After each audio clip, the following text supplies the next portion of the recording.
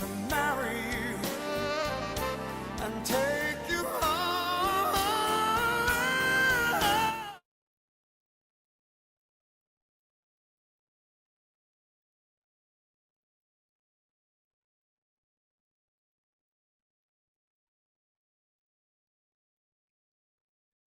Proceeding of the National Assembly on this day of the 22nd of March, the year 2023. This live broadcast is brought to you by the Parliamentary Broadcasting Unit in partnership with the Kenya Broadcasting Corporation. Members of the National Assembly will this morning be considering a number of motions. The order of business for this morning's sitting is actually a loaded sitting. So this morning there is a bill by the Honorable Member for Baringo Central, Honorable Joshua Kandiye, on the National Youth Council Amendment Bill Number 1 of 2023. This is a bill that is originating from the National Assembly that will be read for the first time. The National Youth Council Amendment Bill. This is a bill by the Honorable Member for Baringo Central, Honorable Joshua Kandiye. And the principal object of this bill is to amend the National Youth Council Act to depoliticize the membership of the National Youth Council by allowing the cooperative recruitment of the youth serving in the council through the Office of the County Directors of Youth. This is a bill that is lined up for first reading on the floor of the National Assembly this morning.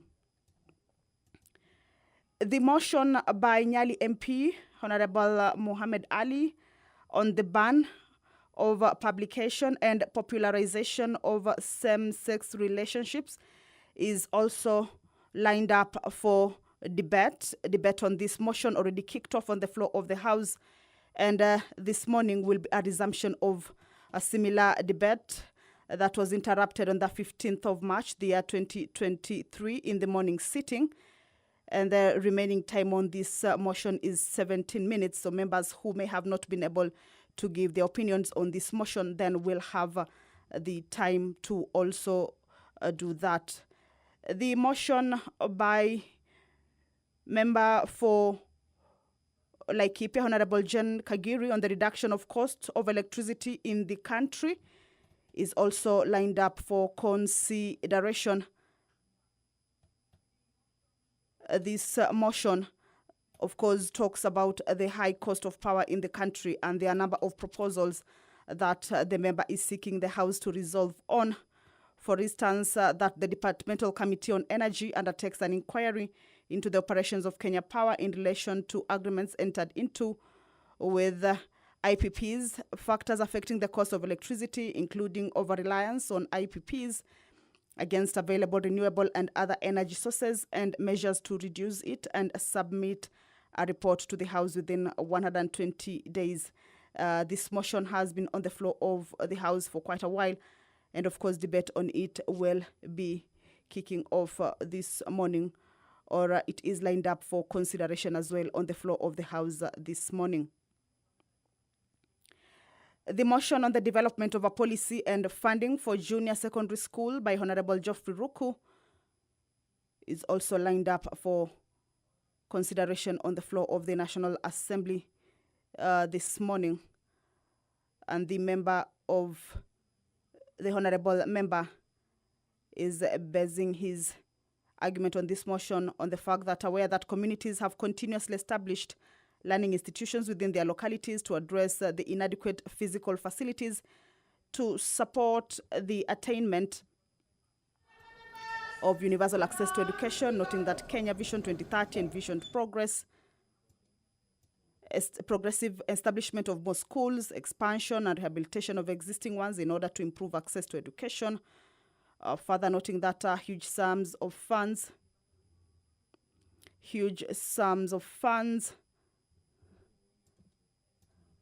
particularly at the national government, and issues including Matters Education. But as you can see, Honorable Martha Wangari is in the chambers. She will be presiding over this morning session. Allow me to hand you over for this live broadcast that is brought to you by PBU in partnership with KBC. Good morning.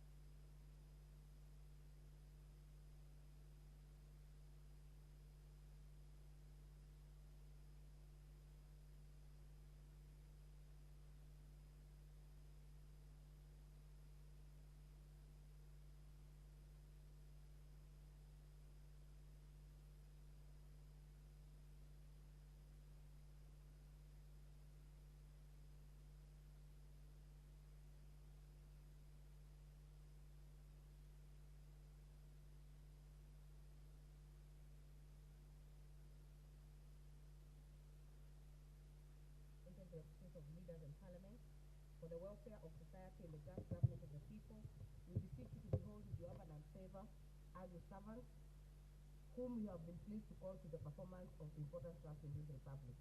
Let your blessings descend upon us here assembled, and grant that we shall treat and consider all matters that shall come under our deliberation in so just and faithful a manner as to promote your honor and glory, and to advance the peace, prosperity, and welfare of our country and of those whose interests you have committed to our charge. Amen.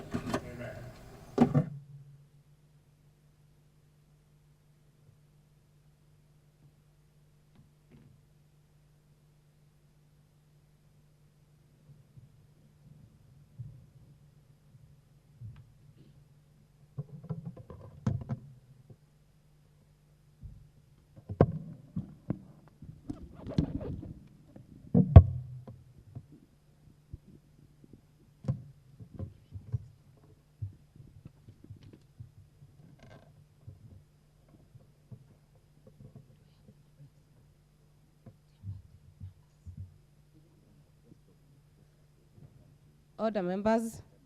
I order that the Sergeant at Arms rings the bell for 10 minutes.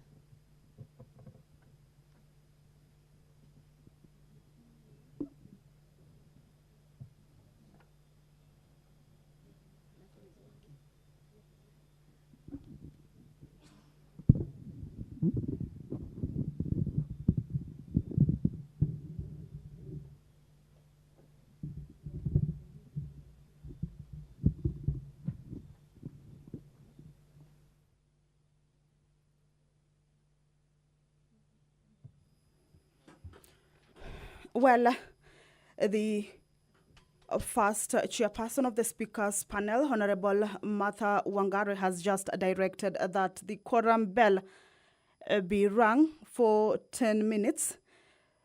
This is according to the standing orders, of course, at the commencement of House business. If the quorum of the House has not been achieved, then the bell will be rung for 10 minutes. Of course, this is to allow the members who are yet to get into the chambers to be able to walk in and take their seats and participate in the House business for that particular sitting. So currently is a 10-minute quorum bell, and members will be expected to walk into the chambers. The order of business is various motions that are lined up in the order paper for consideration. The motion by the Honorable Member for Konoin, Honorable Brighton Yegon, on the development and implementation of a child care program for children whose mothers are in lawful custody is one of those motions that are lined up for consideration on the floor of the National Assembly this morning. But of course, we'll be expecting members to walk in and enable the House attain its requisite quorum of 50 members. But looking at what this motion seeks to resolve on, the member says aware that Article 53 of the Constitution provides for the rights of children, including the right to free and compulsory basic education. Further aware that Section 22 of the Persons Deprived of Liberty Act and the Child Care Policy provides for the care of a child whose mother is deprived of liberty until the child attains the age of 4 years. Again, recognizing that children above the age of 4 years still require parental support. Again, further recognizing that majority of these children often suffer from emotional distress, social stigma, and economic hardships. Again, cognizant of the fact that all children should be accorded a means of maintaining their relationship with their incarcerated parents, noting that children have restricted economic resources available for their support, which in turn negatively impacts their lives.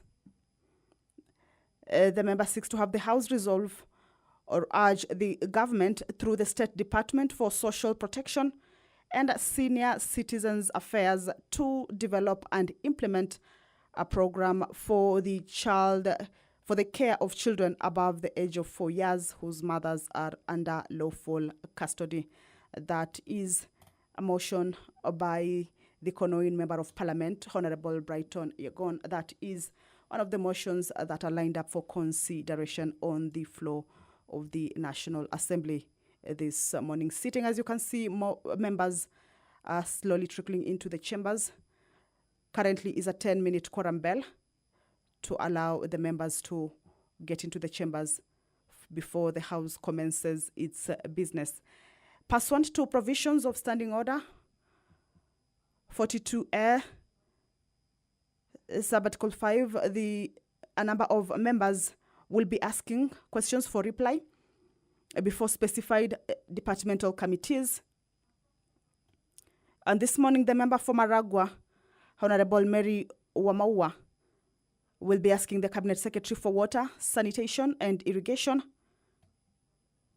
to explain why Muranga South Water and Sanitation Company, commonly referred to as MUSWASCO, is the sole authorized distributor of water in Maragua, Kigumo, Kandara, and Gatanga constituency, yet the company has no capacity to meet the demand for water by all households in the 4 constituencies. The member will also be posing a question to the Cabinet Secretary for Water and Sanitation and Irrigation to provide the basis upon which the Water Services Regulatory Board, WASREB, prohibited Muranga Water and Sanitation Company, MUWASCO, from distributing water to residents of Kambiti Maragua Ridge area of Maragua constituency, yet MUWASCO is unable to handle the water demand in Maragua. This question by the Honorable Member for Maragua, Honorable Mary Wamowa, will be replied before the Departmental Committee on Blue Economy, Water and Irrigation.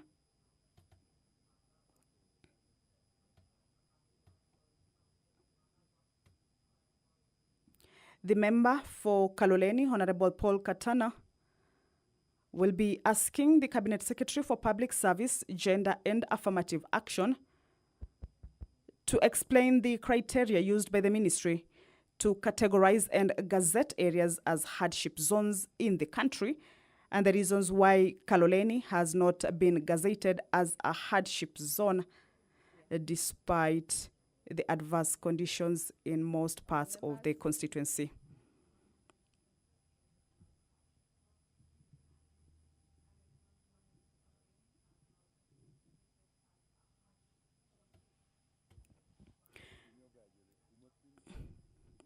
Remember, currently is a quorum bell. It has not been achieved yet.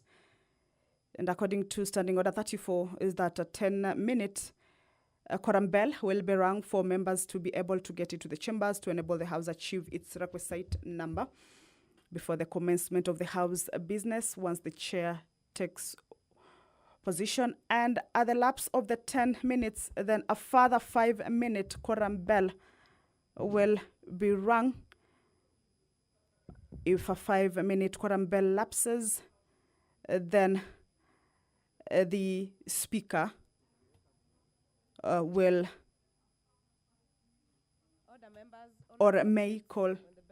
All right, let's listen in.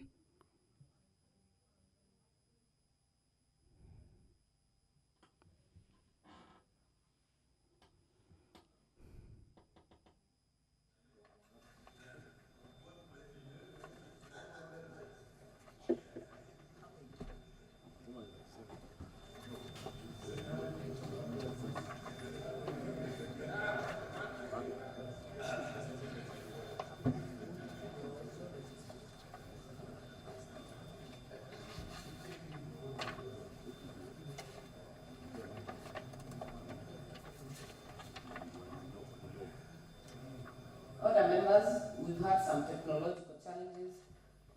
The members who had logged in, kindly do that again. Remove your card and put it back as we await the requisite numbers.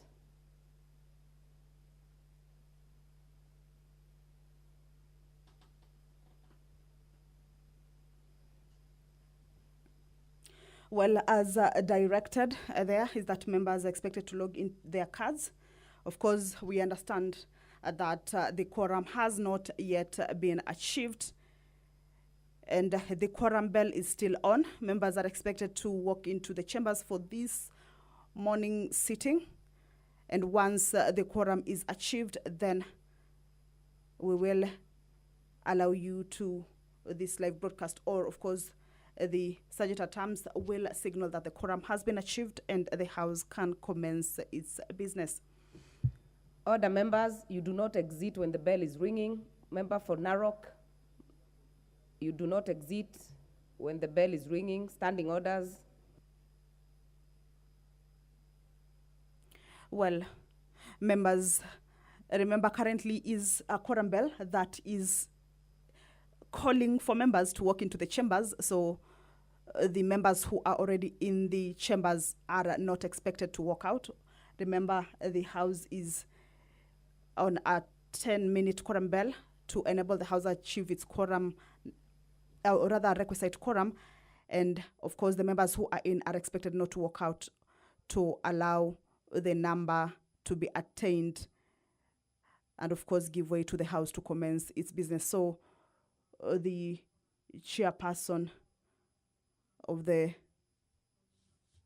first chairperson to the speakers panel has just directed that members who are already in the chambers should not walk out as the quorum bell is on.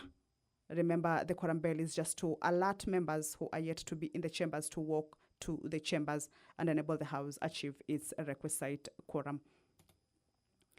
So the member for Kaloleni, Honorable Paul Katana, will this morning be asking the Cabinet Secretary for Public Service, Gender and Affirmative Action whether she could explain, or the member will want to understand, when does the ministry intend to classify Kaloleni constituency as a hardship. Well, as you can see, that's the sergeant at arms who has signaled that the quorum has been achieved. Allow me to hand you over to this live broadcast. To transact the business of the day. Order number 1. Order number 1, administration of oath. Order number 2, communication from the chair. Order number 3, messages. Order number 4, petitions. Order number 5, papers. Deputy Majority Leader. Honorable Speaker, thank you very much, Honorable Speaker. I beg to lay the following papers on the table of the House today, Wednesday, March 22nd, 2023, morning sitting. Reports of the Auditor General and financial statements in respect of the improvement of drinking water and sanitation systems in Mombasa, Mwache Project AFD Credit Facility number CKE 11001C, Coast Waterworks Development Agency for the year ended 30th June 2022, 2021, and 2022, and the certificates therein. Reports of the Auditor General and financial statements on NGCDF for Alego Usoga constituency for the year ended 30th June 2021, and the certificates therein. Reports of the Auditor General and financial statements in respect of the following institutions for the year ended 30th June 2022, and the certificates therein. A. Tana and Athi Rivers Development Authority, TARDA, Tana Waterworks Development Agency, Civil Servants Housing Scheme Fund, State Department for Housing and Urban Development, Kenya Slum Upgrading, Low Cost Housing and Infrastructure Trust Fund, State Department for Housing and Urban Development, Kenya Institute for Public Policy Research and Analysis, KIPRA, Lake Victoria Water Supply and Sanitation Program, Phase 2 Project number PZI, Z1 EAO 004 ADF grant number 210015501967, Lake Victoria South Water Works Development Authority. EPS turnkey construction of 5 footbridges and Timol flyover on Mombasa and Langata Road, project loan credit number 001-001-19, and Ken 02001-19, Kenya National Highways Authority. Nairobi Thika Highway Improvement Project Lot 3, Government Concessional Loan Agreement number 2009-39, total number in brackets 290, Kenya National Highways Authority, Water Sector Development Program, Lake Victoria South, Kericho, Kisii, Nyamira, and Litien, loan number BMZ 2010-65861, and grant number BMZ 2010-70457, Lake Victoria South Water Works Development Agency. Kenya Town Sustainable Water Supply and Sanitation Program, CR number PKE E00011, AFDB loan number 2000-2000501, Central Rift Water Works Development Agency. Transforming Health Systems for Universal Health Care, THSCS project grant IDA credit number 5836, KETFOA 2561, TFOA 2792, and CRP 152394, Ministry of Health.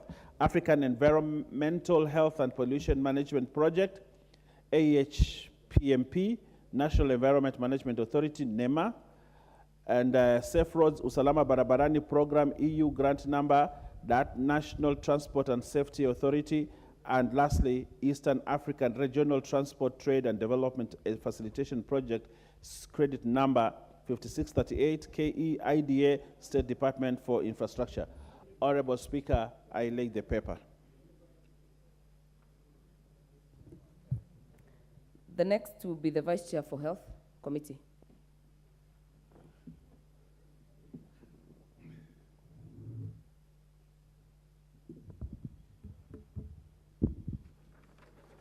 Honorable Speaker, I beg to lay the following papers on the table of the House today, Wednesday, 22nd March 2023. Report of the Departmental Committee on Health on its consideration of the ratification of the African Union Treaty for the establishment of the African Medicines Agency, ALMA. Beg to lay, Madam Speaker. Thank you. Next order. Order number 6, notices of motion. Chairperson, Departmental Committee of Health. Thank you, Madam Speaker. Honorable Speaker, I beg to give notice of the following motion, that this House adopts the report of the Departmental Committee on Health on its consideration of the ratification of the African Union Treaty for the establishment of the African Medicines Agency, AMA, laid on the table of the House on Wednesday, 22nd March 2023, are pursuant to the provision of Section 8.4 of the treaty, making a Ratification Act 2012 approve the ratification of the African Union Treaty for the establishment of the African Medicines Agency. Thank you, Madam Speaker. Thank you. Member for Kandui, Honorable John Makali. Thank you, Madam Speaker. I rise to give notice of the following motion, that aware that according to the National Protocol for Treatment of Substance Use Disorders in Kenya by the Ministry of Health, drug abuse has been increasing in Kenya, especially among the youth, with statistics indicating that more than half of the drug users are aged between 10 and 19 years. Further aware that research released by the National Authority for the Campaign Against Drug Abuse, NACADA, in December 2022, placed Western Region as the leading region in alcohol and substance abuse at 23.8%, followed by the Coast region at 13.9%, and the Central region at 11.9%. Recognizing that the high level of drug abuse in Western region is attributable to illegal entry points from neighboring countries and unlicensed establishments, especially in Bungoma and Busia counties, with statistics indicating that 2 out of every 5 establishments in Bungoma operate illegally, further recognizing that a majority of the consumers of illegal substances are school-going children who end up dropping out of school, cognizant of the fact that the Alcoholic Drinks Control Act 2010 established Alcoholic Drinks Control Fund, whose purpose is to, among other things, facilitate the dissemination of information on alcoholic drinks, and promote rehabilitation programs in the country, this House urges the government to institute intensive programs for the dissemination of information on alcohol and substance abuse in line with the Alcoholic Drinks Control Act 2010, and to increase the number of rehabilitation centers across the counties. Thank you, Madam Speaker. Thank you. Next order. Order number 7, questions and statements. The first question by the Honorable Member for Maragua, Honorable Mary Wamaua, would be deferred. She's bereaved having lost her mother, so it will be deferred to the next sitting. Next question will be by the member for Kaloleni, Honorable Paul Katana. Thank you, Madam Speaker. I rise to ask question 058 to the Cabinet Secretary for Public Service, Gender and Affirmative Action. Could the Cabinet Secretary explain the criteria used by the Ministry to categorize and gazette areas as hardship zones in the country, and the reasons why Kaloleni has not been gazetted as a hardship zone despite the advised conditions in most parts of the constituency? When does the Ministry intend to classify Kaloleni constituency as a hardship area in order to compensate public servants who serve in the region under advised conditions? Thank you, Madam Speaker. Thank you. The next question will be by the member for Kandui. This question by Honorable Katana will be replied before the Departmental Committee on Labor. Thank you. The next question will be by the member for Kandui, Honorable John Makali. Thank you, Madam Speaker. I rise to ask this question to the Cabinet Secretary for the National Treasury and National Planning. Could the Cabinet Secretary confirm whether the government ever released the sum of Kenya shillings 21,782,366,530 and a further Kenya shillings 908,878,470 towards the restructuring of Nzoia Sugar Company as per the recommendation of the sessional paper number 12 of 2012 adopted by the National Assembly on the 9th of January 2013. B, provide evidence indicating when the funds were released and whether the dates were written off. 3, provide details of the current annual status of the balance sheet of Nzoia Sugar Company Limited. Thank you, Madam Speaker. Thank you. To be replied before the Departmental Committee on Finance and National Planning. Next question by the member for Turkana Central, Honorable Joseph Emathe.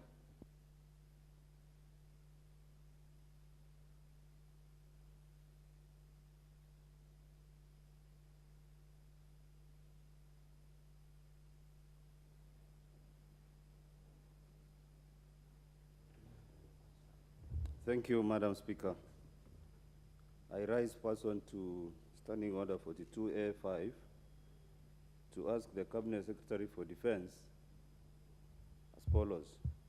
Could the Cabinet Secretary, 1, explain the circumstances under which the government deployed the Kenya Defense Forces to Turkana, West Pokot, Elgeyo Marakwet, Baringo, Laikipia, and Samburu counties pursuant to Article 241, Sub-Article 3B, and note Article 241, Sub-Article 3C of the Constitution. 2, provide a report on the effectiveness, if any, of the operation so far, given the scope and nature of deployment contemplated under Article 243, Sub-Article 3B of the Constitution, and whether any perpetrators of insecurity have been apprehended. 3, urgently consider deployment of the Kenya Defense Forces to Turkana, West Pokot, Elgeyo Marakwet, Baringo, Laikipia, and Samburu counties in the manner provided for in Article 241, Sub-Article 3C of the Constitution, in order to give the forces appropriate authority, mandate, and command to restore security in the affected counties. Thank you, Madam Speaker. Thank you. To be replied before the Departmental Committee on Defense, Intelligence, and Foreign Relations. The next question by the MP for Kuresoi South, Honorable Joseph Tonui. Thank you, Madam Speaker, for giving me this opportunity to ask question number 061 of 2023 to the Cabinet Secretary for Lands, Public Works, Housing, and Urban Development.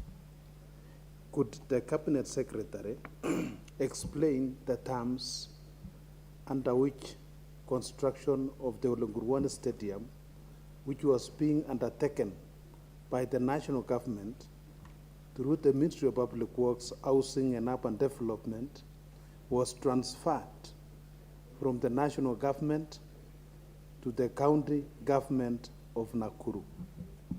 Next, could the Cabinet Secretary provide the details of the contract sum for the named project, the amount that was paid out at the time of transfer, the outstanding balance, and clarify whether the corresponding contract sum was transferred to the county?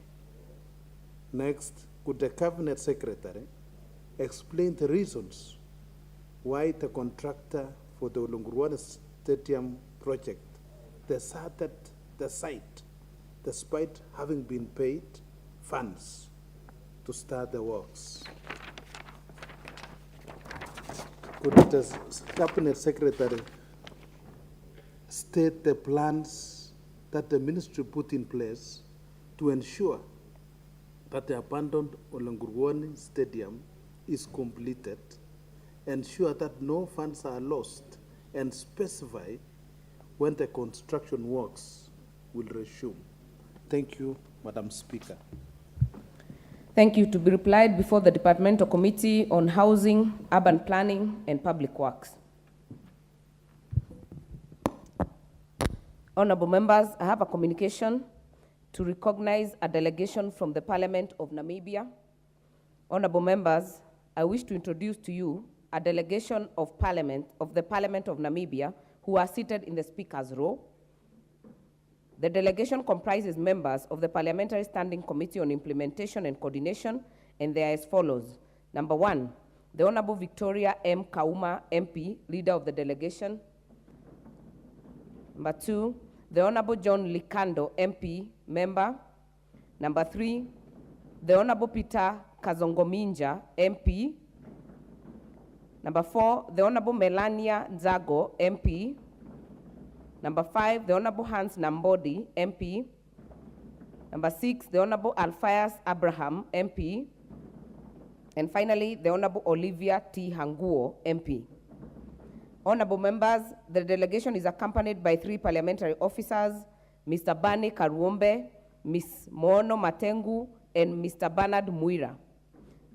The delegation is on a visit to benchmark with their counterpart committee in the National Assembly. Honorable members, on my own behalf and that of the National Assembly, I welcome them to Parliament and wish them that they will have fruitful discussions and engagements during their stay in the country. I thank you. Next order.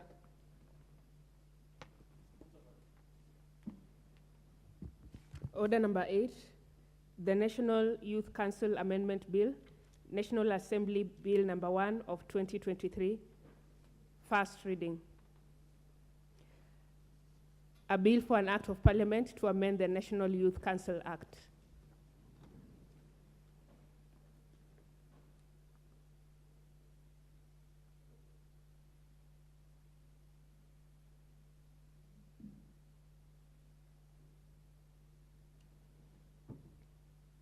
Order number 9, hoja, kupiga marufuku uzungumziaji, uchapishaji na usambazaji wa taarifa zinazokuza mahusiano ya jinsia moja. Honorable Owen Baya, what's your point of order? My point of order, Honorable Speaker, is on the leadership in the House. As a parliament, we have minority and majority. And Honorable Speaker, Parliament, the National Assembly is comprised by both minority and majority. This Parliament takes care of the leadership of both sides. But for the whole of this week, we have noted that one side has been permanently absent. And very important bills are coming, and we have passed the Division of Revenue Bill. We have passed several very important legislation that affect the country going forward, especially on the economic front. But the minority has not been doing their job. The minority has not been in this parliament. As I Honorable Baya. Honorable Owen Baya. We have the quorum in this house. We are well constituted to transact business. And I think the leadership, you know where we meet with the two sides of the alley. Please, let us go to the next order.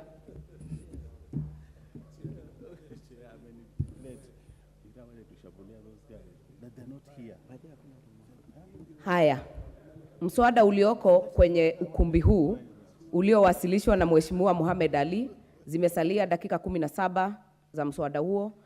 Mheshimiwa wa Turkana alikuwa kwenye kipasa sauti, amebakisha dakika 6 kama anataka kuzitumia. Kama hataki kuzitumia, kuna dakika 7 ambazo zitakuwa kwa mswada huu, alafu tutampatia mwenye kuwasilisha kuweza kujibu. Vile vile, ninaona kwamba kuna watu wengi wanataka kuzungumza. Ni vizuri nijulishwe kama unataka kuongelea mswada huu, unijulishe kwenye hoja ya nidhamu ama intervention. Mheshimiwa wa Kaloleni, Mheshimiwa Kahindi Katana. Asante, Madam Speaker. Nasimama kuunga mkono hoja hii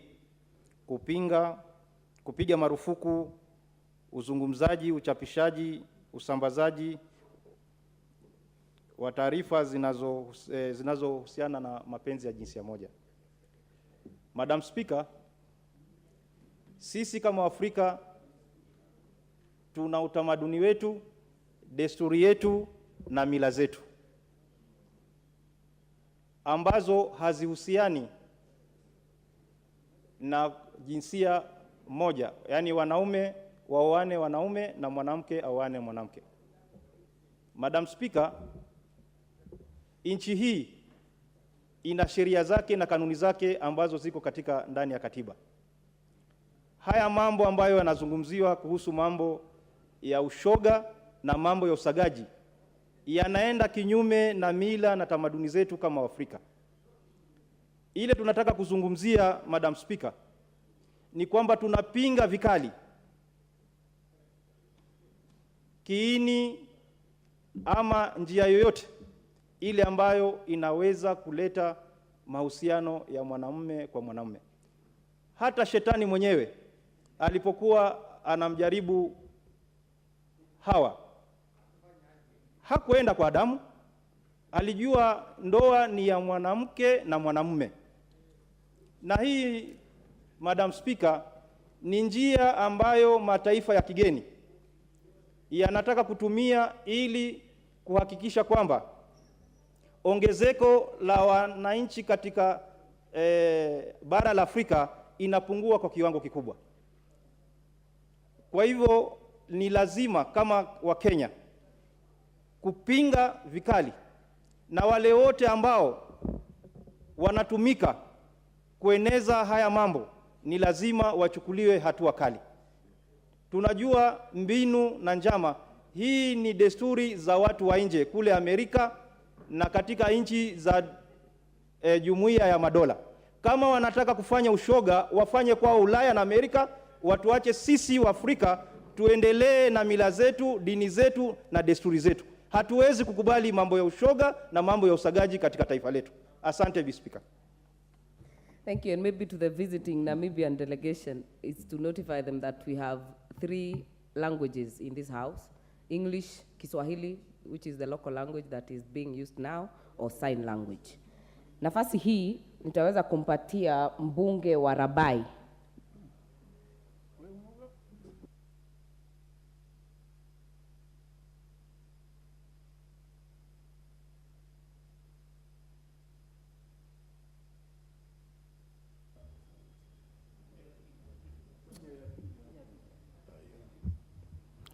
Asante sana Madam Speaker.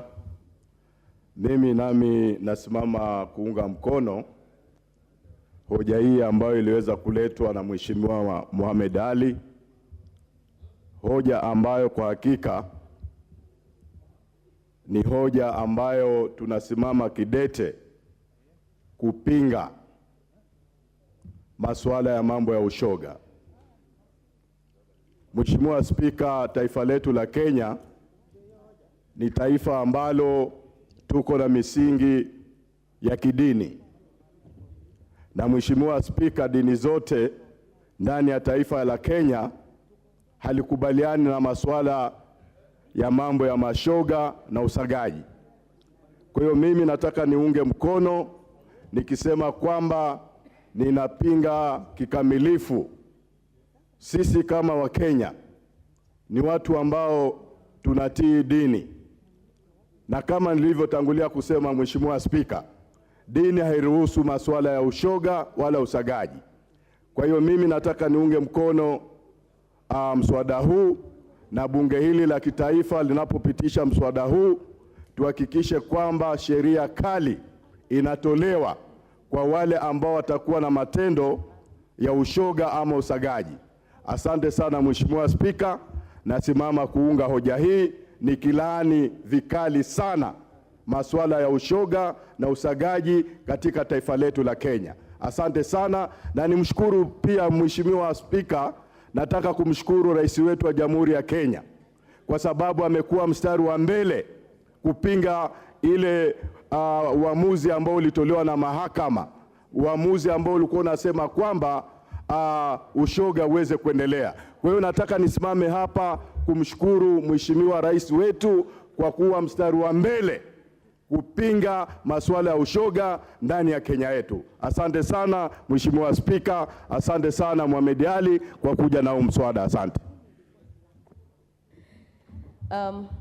Muda wa hoja hii unaendelea kuyoyoma. Tuko na dakika moja peke yake. Mheshimiwa Hilary Kosgei. Thank you, Madam Speaker. I rise to support this motion, Madam Speaker, that the West, especially America, has been engaged in a serious re-engineering of the world order. They brought us Christianity, and when they realized that Africans have taken up Christianity and Islam, and that they are going to heaven, right now they are bringing us another new program of gays and lesbians to re-engineer the world to take them back to hell. Madam Speaker, we will not accept gays, we will not accept lesbians in our society, Madam Speaker, and we have to stand firm as the African society and be counted in this world stage as a continent that fears God and as a people who respect culture and marriage as ordained in the holy books of Christianity and Quran. Madam Speaker, I beg to support. Najua wengi wangetaka kuchangia, lakini muda umetupa kisogo. Sasa tutampa aliyewasilisha mswada huu Mheshimiwa Wanyali, Mheshimiwa Mohamed Ali aweze kujibu. Uko na dakika 10. Shukran sana Mheshimiwa Spika. Ningelipenda kuwasilisha hoja hii, na kwanza kabisa kuanza kwa kuwapongeza wa bunge la taifa kwa kujitokeza na kuweza kuunga mkono mswada huu wa kupinga matendo ya kishetani, ya kupinga matendo ya wazungu yanayojaribu kuletwa na wazungu katika taifa hili letu. Na mimi nitaendelea kusimama kidete na kusema ya kwamba hatutakubali kamwe nchi hii tabia za Wamarekani ziletwe hapa ili mashoga na wasagaji waweze kutawala nchi hii. Na nataka kumwambia balozi wa Marekani humu nchini B. Meg Whitman, ya kwao ya Marekani ayafanye Marekani, na ya Kenya aachie wa Kenya wafanye ya Kikenya. Mambo ya kutuletea mambo ya ushoga na usagaji na hata kutumia pesa kufikia viongozi mbalimbali, kutumia misaada haramu ili kuweza kuleta hii tabia mbovu hapa nchini Kenya, hatutakubali. Na kama wewe munajiona kama kiranja wa dunia, ifahamike ya kwamba mkuu wa hii dunia ni Mwenyezi Mungu, na katika dini ya Kikristo na dini ya Kiislamu na dini zingine zote Mwenyezi Mungu ameikataa. Pia nataka kuchukua fursa hii niweze kumpongeza sana Rais Yoweri Kaguta Museveni. Mungu akupe afya na akuongezee umri, kwa sababu jana ulitia sahihi ya kuhakikisha mashoga na wasagaji kule hawatambi na hawatapewa nafasi.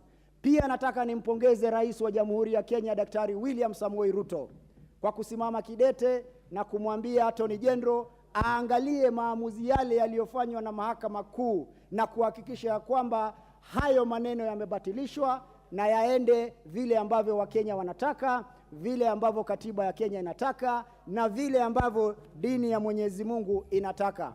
Kumbuka wiki iliyopita nilikuwa hapa katika bunge hili na nikaweza kutoa vitabu vitakatifu, nikakuja na Biblia na nikakuja na Qurani. Kwa wale ambao hawakuwa, nilitoa hata aya katika Biblia na katika Qurani. Katika Biblia tumeonywa, Walawi 20:13 mnaambiwa, Mwenyezi Mungu anasema, kama mwanaume yeyote akilala na mwanaume mwenzake kana kwamba ni mwanamke, basi wote wawili ni lazima wauawe. Sio mimi nasema, ni Mwenyezi Mungu. Sikilizeni maandiko vizuri.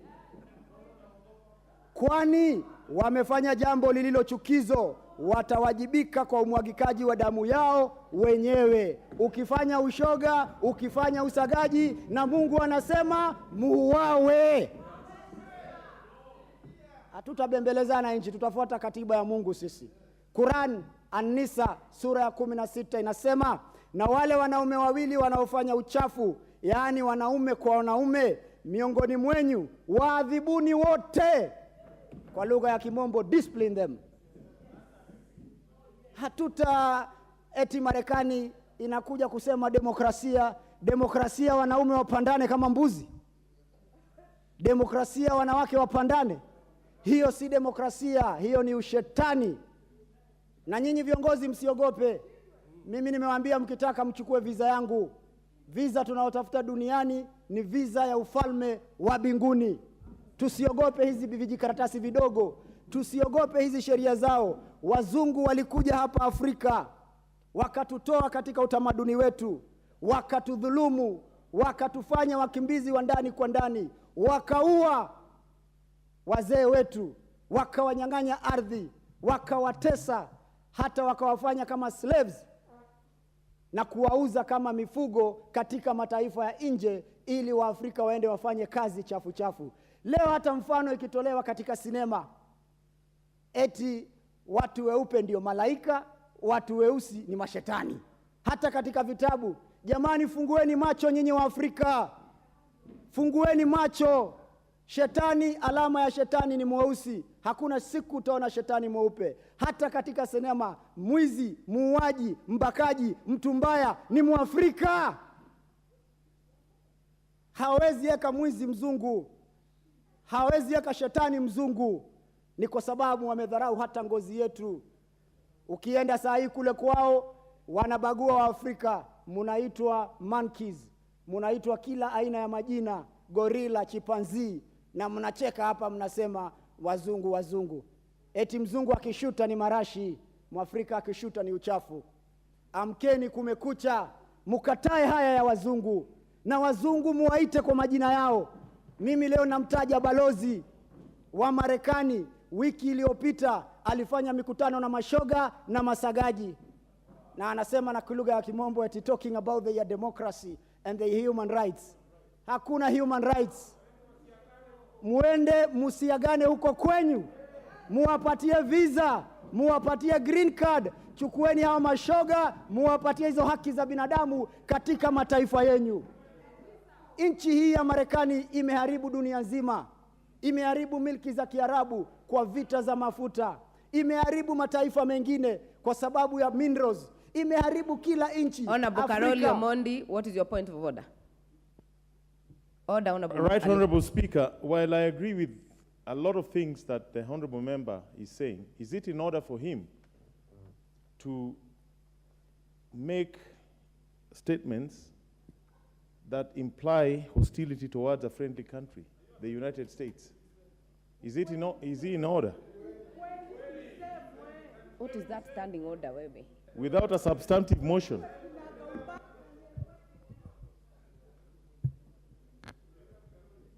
Honorable Mohammed Ali, I would want you to also be careful, because don't go against our standing orders, that you're not supposed to expressly discuss matters pertaining to an elected official, president. Let us adhere to that in mind. Mheshimiwa Spika, wajua Marekani ikitajwa kuna watu matumbo yanawaingia moto. Mimi sizungumzii wa Marekani kwa jumla.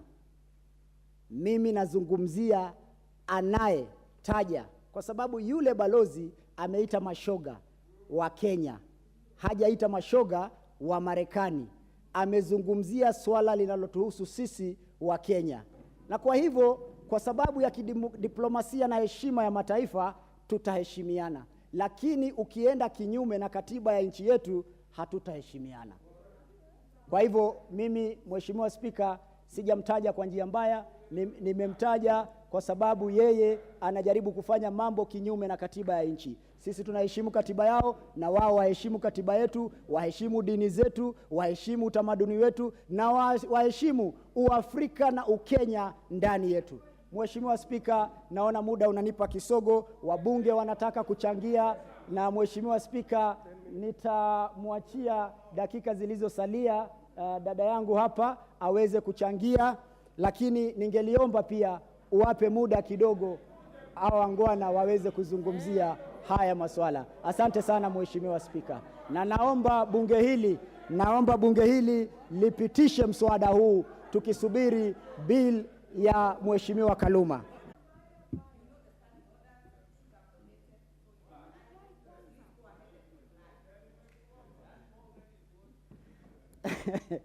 Asante sana Mheshimiwa Spika. Yangu ya mwisho labda tu ni kuomba wanabunge waweze kupasisha mswada huu na kuhakikisha ya kwamba hizi tabia haziwezi kukaribia watoto wetu, kizazi chetu kijazo.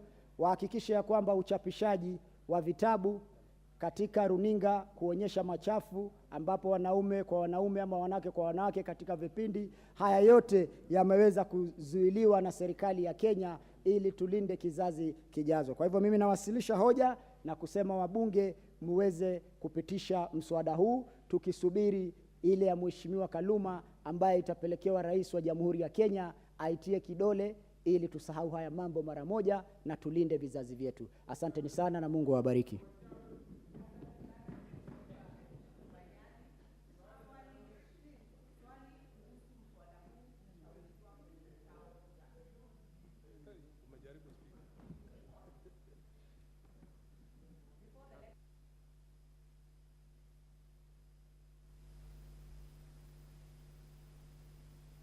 St. Angela Kiriaini Girls from Mathioya constituency, Murang'a County. On my own behalf and of the Assembly, we welcome you to observe the deliberations of the House.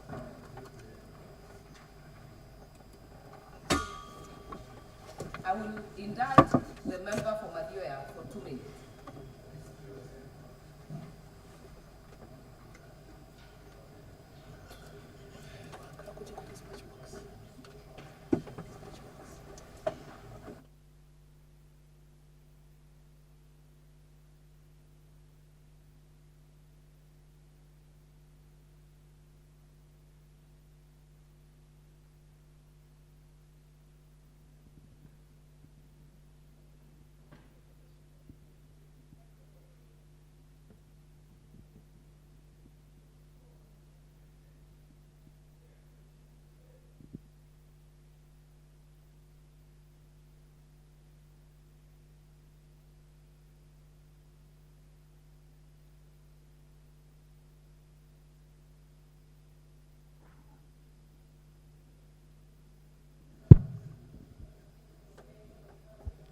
Yeah, thank you. Thank you, Madam Speaker, for giving me this opportunity. And I want to take this opportunity to welcome St. Angela Kiriaini Girls to Parliament. Indeed, This is the first school from Mathioya constituency that has visited Parliament since August 9th, 2022. Kiriaini Girls is one of the best performing schools in Murang'a County and Mathioya. And what I would ask the girls is not to disappoint Mathioya, to try and to continue working hard. And a word of advice to the girls and indeed to the rest of the schools is one, as girls, equip yourself with knowledge, wisdom, with obedience, and so forth. Number two, search for yourself away from damaging habits, from damaging relationships, and so forth. And lastly, live as yourselves. Make sure you don't live outside your means. Work hard. And I think, thank you very much, Madam Speaker, for this opportunity. Thank you very much.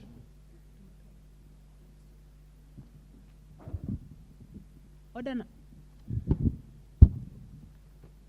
number 10, motion, reduction of cost of electricity in the country.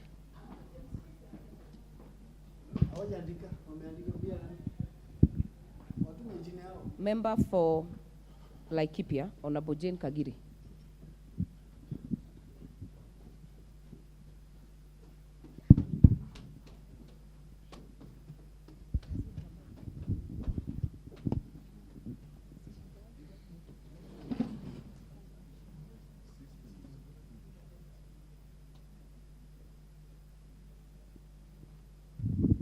We have issues with our system. Walk to the front at the dispatch.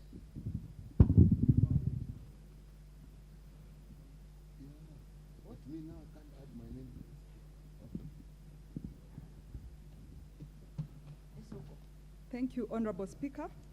Honorable Speaker, I beg to move that aware that the cost of electricity has been at an all-time high, affecting the cost of living and doing business, acknowledging that the Kenya Power and Lighting Company, a public limited company, in brackets Kenya Power, procures electricity from Kenya Electricity Generating Company, another public limited company, in brackets KenGen, a government-owned company, and from different independent power producers, in brackets IPPs, recognizing that Kenya Power has entered into power purchase agreements, in brackets PPAs, with both KenGen and IPPs, and procures power from them at unregulated rates.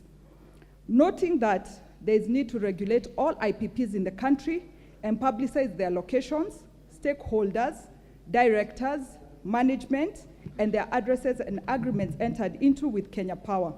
Cognizant that recommendations from past task force reports relating to power purchase and rates have not been implemented, deeply concerned that Kenya Power has in the past procured a larger quantity of power from the IPPs at a greater cost rather than from KenGen, leading to higher cost of power, cognizant of the fact that there is need to put in place policies, strategies, and regulatory measures for better planning to moderate the cost of electricity and enable access to energy by all, particularly in the manufacturing sector, to ease the cost of production and doing business. This House therefore resolves that the Departmental Committee on Energy undertakes an inquiry into the operations of Kenya Power in relation to agreements entered into with IPPs, factors affecting the cost of electricity, including over-reliance on IPPs against available renewable and other energy sources, and measures to reduce it, and submit a report to the House within 120 days. In the meantime, the Ministry and Kenya Power should not enter into new contracts with any IPPs until the House makes a resolution on the matter. Informed by the reports of previous task forces on the matter, the Ministry engages in negotiations with power producers with a view to reducing the cost of power, and the Ministry and Kenya Power to develop suitable strategies for engagements with the IPPs in order to provide relief for electricity consumers and ensure the long-term viability and sustainability of the energy sector. Honorable Speaker, according to world best practices, any business or enterprise allows an acceptable loss of between 2 and 6%. That means the average is 4%. Honorable Speaker, if I would put it in a better example, A woman who buys cabbages from Marikiti Market and buys a sack of cabbages would give herself an acceptable loss of between 1 or 2 cabbages, that one of them could be rotten or 2 of them could be rotten. A greater example is a boda person who delivers trays of eggs in a local town and uses his boda to deliver them. Honorable Speaker, this boda rider would give himself an acceptable loss of around 1 tray or 10 eggs would crack in between the delivery of the eggs to the customer.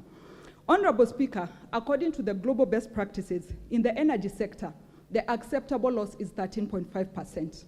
However, Honorable Speaker, the Kenya Power and Lighting Company has an acceptable loss of 25%. Honorable Speaker, to put it in simpler terms, it means that in every 4 units Kenya Power and Lighting Company purchases, 1 is lost. Honorable Speaker, in the year 2022, Kenya Power and Lighting encountered a loss of 22.43%. Looking at those figures, Honorable Speaker, you'd assume that is a small percentage. Kenya Power and Lighting Company went ahead and requested EPRA, which is the Energy Petroleum Regulatory Authority, to allow it to pass on 19.9% of that loss to the consumers. This was up from 14.5% in the previous year. Honorable Speaker, the 22.43% we are talking about translates to around 35.7 billion per year lost at KPLC. Again, this is a figure that we need to put into perspective. Honorable Speaker, recently in this House, we approved the budget estimates, and it's good to take this Honorable House through what 35.7 billion can do for us. In the State Department of Early Learning, Basic Education and TVET, this Honorable House approved for them a budget of 33 billion. The State Department of Correctional Services, that is what involves all the prisons we have in this country, we approved for them a budget of 32 billion.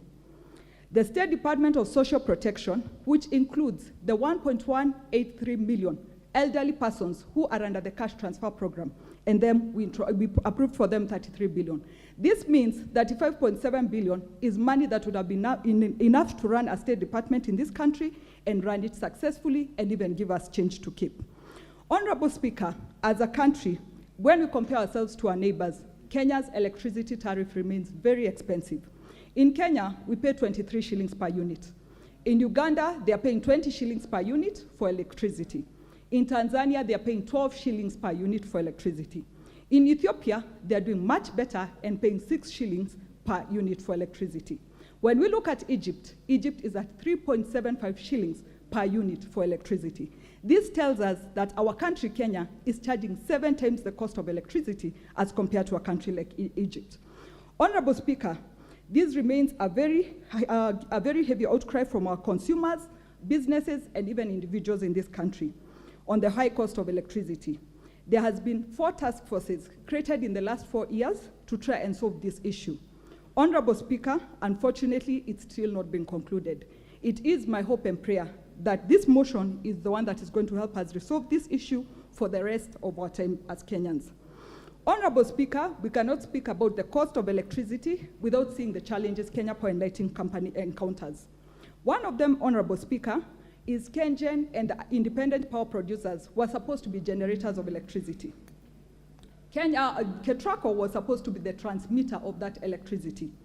And KPLC is supposed to be the distributor of that electricity. As it stands today, Kenya Power and Lighting Company is a distributor as well as a transmitter of electricity. Honorable Speaker, if we are reminded of the losses that I have just mentioned earlier, when we look at the current situation, it would be very difficult to tell if it is KETRACO or Kenya Power and Lighting Company which needs to take responsibility for the losses that we're encountering in transmission. Honorable Speaker, it is important to also note that the Kenya Power and Lighting Company handles a very high budget burden. This burden has been caused by high operational costs, low cost collection efficiency, significant increase of power purchase costs, investment in political pet projects like the last mile connectivity, which eventually became commercially inviable. This, Honorable Speaker, has contributed greatly to KPLC not being able to upgrade its infrastructure, and its infrastructure that is causing losses, and losses which are later on transferred to the consumer. Honorable Speaker, I would also want to speak on KPLC's billing system And when we speak about the billing system, it's important to note that KPLC still does the manual reading of meters and bill approximation. Honorable Speaker, this is highly inefficient and is prone to inaccurate approximations of bills, and in turn, when losses are counted, this is transferred to the consumers at that wrong approximation. On this note, Madam Speaker, I would want to remind this Honorable House that when I was a young girl growing up, we had a company called Kenya National Assurance, and we had another one called Telcom. These were great giants in this country, and nobody thought that they would ever be felt by anybody. Today, we no longer speak about Kenya National Assurance, and we don't also speak about Telcom Kenya. I would want to remind Kenya Power and Lighting Company that it is not a giant big enough that it cannot be felt. Currently, we are having complaints of underserved clients. We are having complaints of frustrated demand. We are having complaints of unreliable supply, and all these will force our consumers to look for a more reliable alternative. Madam Speaker, let me speak on Kenya Power's generation of electricity. Unfortunately, Kenya Power highly depends on thermal producers for its production of electricity. This, we must remember, is something that is affected by global fluctuations, and in turn, when market prices change, the effect is still felt by our consumers who feel it very greatly. Honorable Speaker, at this point I would want to mention, in the year 2020, Kenya Power and Lighting Company paid 44 billion to IPPs. These IPPs only produced 25% of the electricity in this country. Kenya Power and Lighting Company went ahead and paid 38 billion to KenGen, and KenGen had produced 72% of the electricity in this country. What, Madam Speaker, this goes to explain to us is the high cost we are having to incur for us to buy electricity from these IPPs. Honorable Speaker, allow me to move on to the IPP factor and mention that IPP generates electricity using various technologies. The first one is geothermal, hydro, solar, and wind power. They enter into long-term contracts with Kenya Power Lighting Company, where the contracts run from 20 to 30 years. The single off-taker, who is KPLC, is mandated by law through the agreements to take or pay for the capacity of the power plant. Madam Speaker, when I say take or pay, it means whether we take, we have to pay. If we don't take, we still have to pay. Madam Speaker, my further research moved me to realize the prices that we're getting from KenGen and from the IPPs. This was a shocker to learn that at KenGen, we buy 1 unit of electricity at 5 shillings and 30 cents. The IPPs, on the other hand, and especially the thermal producing ones, are selling to us a unit of electricity at Kenya shillings 195 per unit. This, Madam Speaker, answers the cost of our electricity bills. Madam Speaker, let me further explain about the fixed agreements that Kenya Power and Lighting Company has with the IPPs. KPLC has to buy a fixed amount of power from these IPPs. These contracts often have fixed costs, not affected by demand or the market. This forces KPLC to pay for power. Order, members. Honorable member for Mathioya, you do not just cross the floor. You know the standing orders. This, Madam Speaker, forces KPLC to pay for energy that it does not need, which contributes further to the consumer paying for higher electricity bills. Madam Speaker, it is important to note that the dominance of IPPs has equally affected us because that limits competition. Number 2, it also makes it difficult for KPLC to negotiate prices. Number 3, lack of competition also gives them the higher bargaining power, and we have to go by their terms, Honorable Speaker. Honorable Speaker,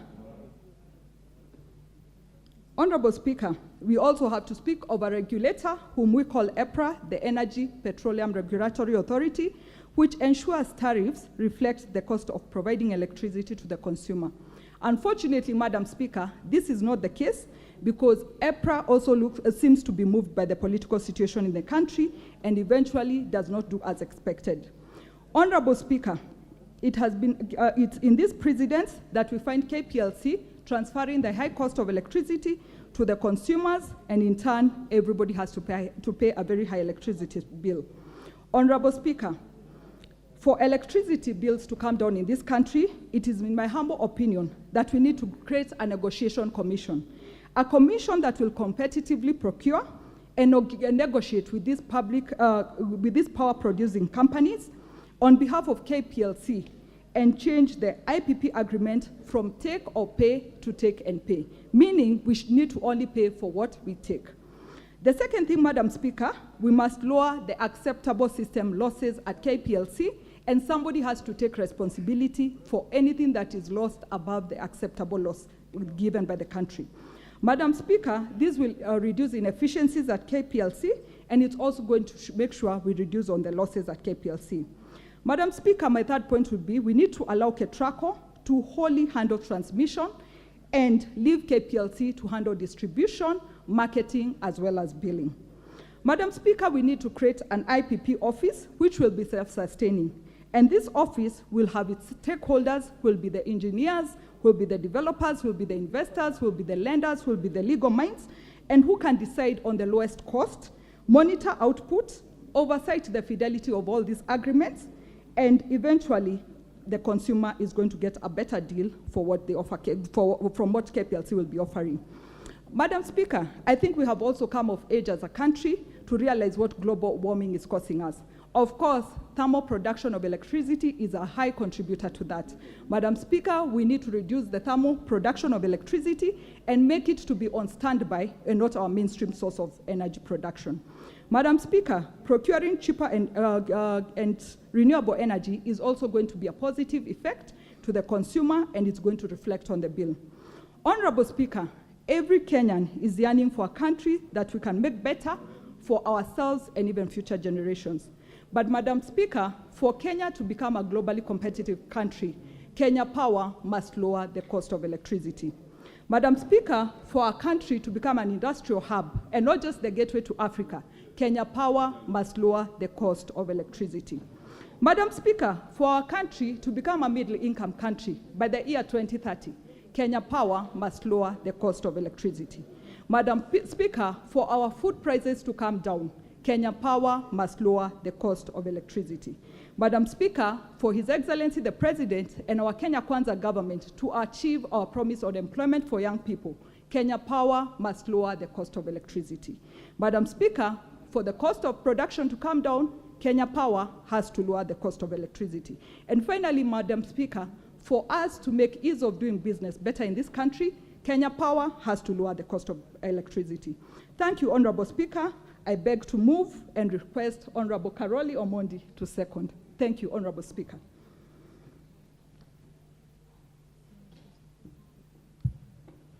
Thank you, Honorable Karoli.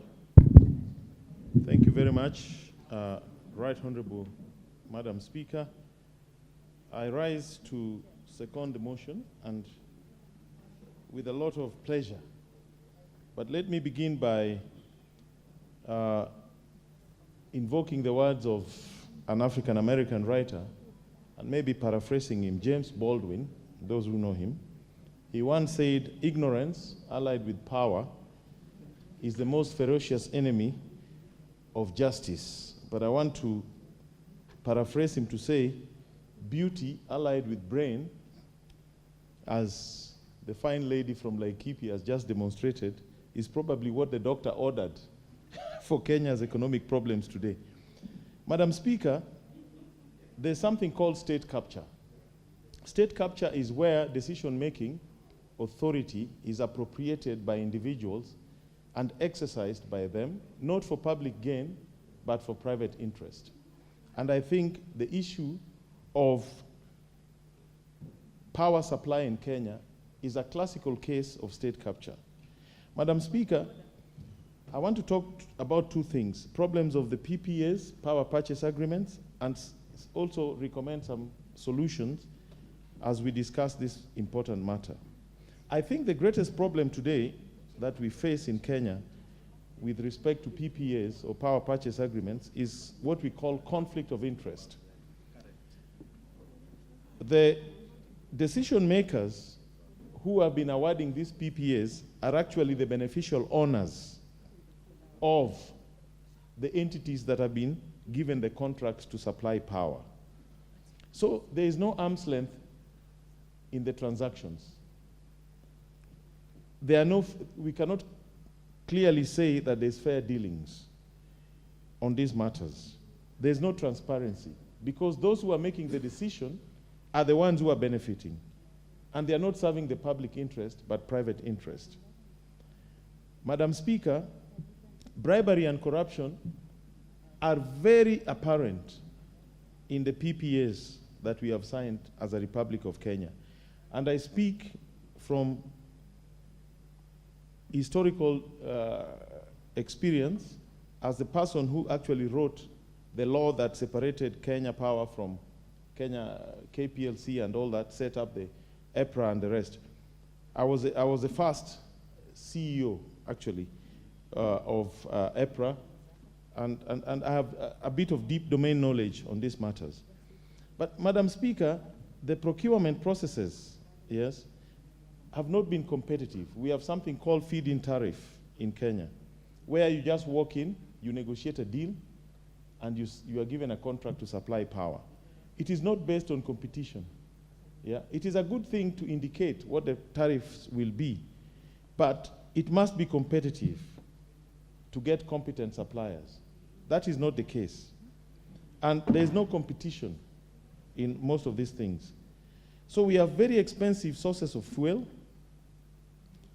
instead of using very cheap alternatives like LNG, which I think should have been procured over the years. There are some things that we may not understand because we are laymen, like the long-term nature of PPAs. If you get it wrong at the beginning, you will pay very dearly. There's something called capacity charge or take or pay principle. Those are normal and they are not bad. Yeah? But the problem is we are not matching the demand, established demand, with the supply. So what we have is we have excess supply and limited demand, but we still have to pay the capacity charge. The reason is when somebody puts up a power plant, you must guarantee that their power will be consumed. But if you mismatch your demand with supply, then you will be paying for power that you are not consuming. Those are the problems. Let me go to the solutions. Madam Speaker, I think it is established that there's conflict of interest and corruption in the way the PPAs have been procured over the years. And we have a very classical case in this country, the duty-free case, where a gentleman came and set up duty-free. And then he was kicked out, and then he went to something called ICSID, International Center for Settlement of Investment Disputes, which is a World Bank entity. Nasir Ibrahim Ali, that was his name, went there and pleaded that he bribed a former president. He gave him a briefcase full of maize. The maize was $3 million. ICSID said, which is the correct position in law, that because your contract was tainted with corruption, we cannot enforce it. But we acknowledge that you are unfairly terminated. I think it is time that this inquiry looks into the PPAs and finds out where there is corruption or conflict of interest. We should vitiate those PPAs and walk away from them. Yes, Kenya cannot be burdened to pay all these expensive PPAs when we know clearly, and it is demonstrable, that there was corruption and conflict of interest. We should also retire the fuel-fired PPAs, like the one in Quorum, which is the most expensive in the Republic of Kenya. We should retire it, because to continue supplying power from there at very expensive tariffs is simply to burden industries and the local consumers. Madam Speaker, 20 years ago, we tried to separate transmission from distribution. And that is how KETRACO was conceived. KETRACO was not just supposed to build power lines.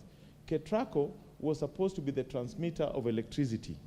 And KETRACO was supposed to be in charge of the National Dispatch Center, so that if you separate transmission from distribution and generation, you give the customers the opportunity to select their supplier, where the cheapest power is dispatched first and the most expensive power is dispatched last.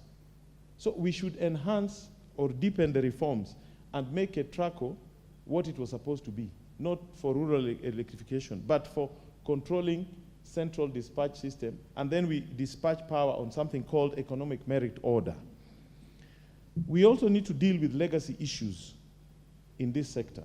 We have problems of overstaffing, overstocking, corruption, all those kind of things. We need to deal with this. And finally, Madam Speaker, I think it is time now to look for a strategic investor into KPLC, the way we did with Kenya Airways when it was working, and the way we did with Safaricom, which is still working. Kenya Airways, 20 years ago, when I was a young lawyer, we wrote off 4.5 billion, brought KLM as a strategic investor. And the next 10 years, under the able leadership of the late Ndegwa and Mzee Okero, they made so much money that when Okero retired, Kenya Airways actually had 4.5 billion cash in the accounts because KLM was able to stabilize the operations of Kenya Airways. I think it is time we got a strategic investor to stabilize the operations of KPLC. You can see Safaricom is making a lot of money because we have Vodafone bringing in the best experience and the best expertise. I think that is the way forward. With those few remarks, Madam Speaker, I wholeheartedly support the motion. Thank you very much. I second the motion. Thank you very much.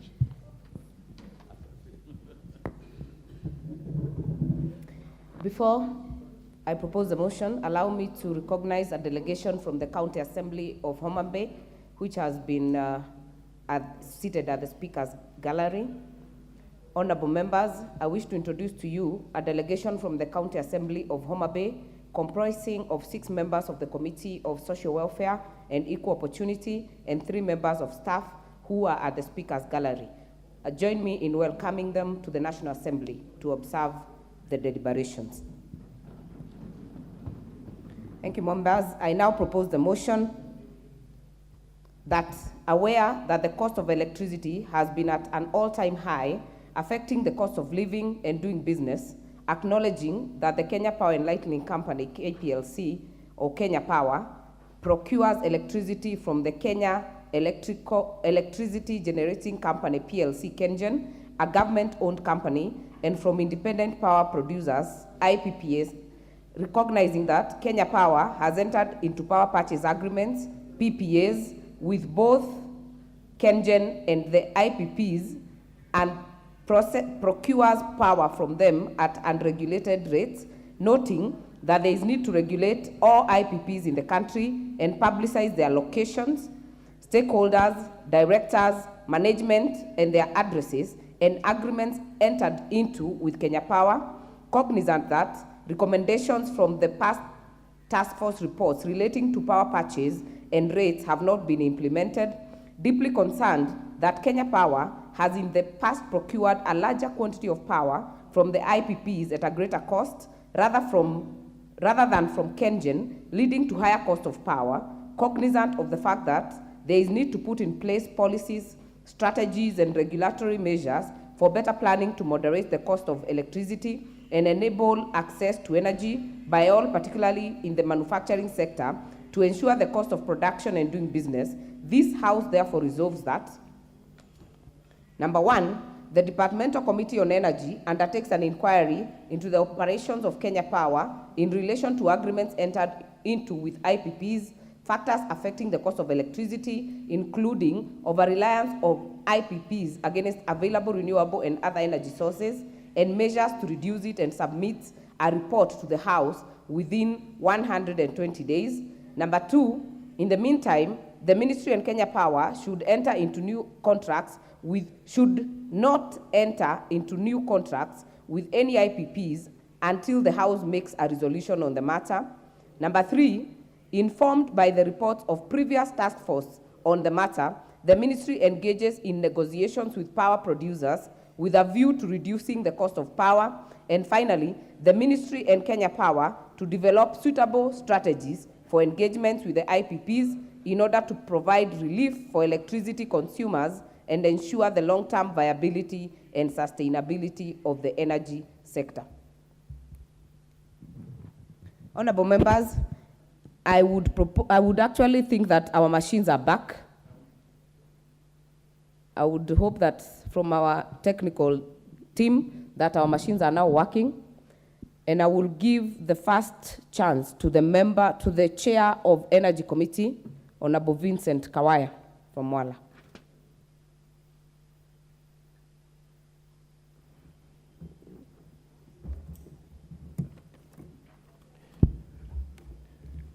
Thank you, Madam Speaker, for the opportunity to contribute to this very important motion. I want to first thank the Honorable Member, Honorable Jane. This particular motion touches the hearts of Kenyans in so many ways. Madam Speaker, when you look at even the agenda of the Kenya Kwanza government, part of the agenda is accelerating agricultural production and manufacturing for value addition. And unless we tame the cost of energy in general, which includes both petroleum and electricity, then it is going to be a tall order for us to be able to achieve this particular goal. However, Madam Speaker, it is important for all of us to, from the onset, understand what really constitutes a power bill. The power bill you see monthly constitutes of a component that comes out of a charge relating to a generation, which is charged by the person selling the power as the feed-in tariff. There is a component of evacuating that power, which is the transmission, largely now done by Ketraco. There is the component in distribution of this particular power, which is done by REREC and Kenya Power. There are taxes, and then you get your final bill at the last mile. Madam Speaker, the problem of energy costs is a very complicated one. And it is not just about the IPPs. It is about a well-calculated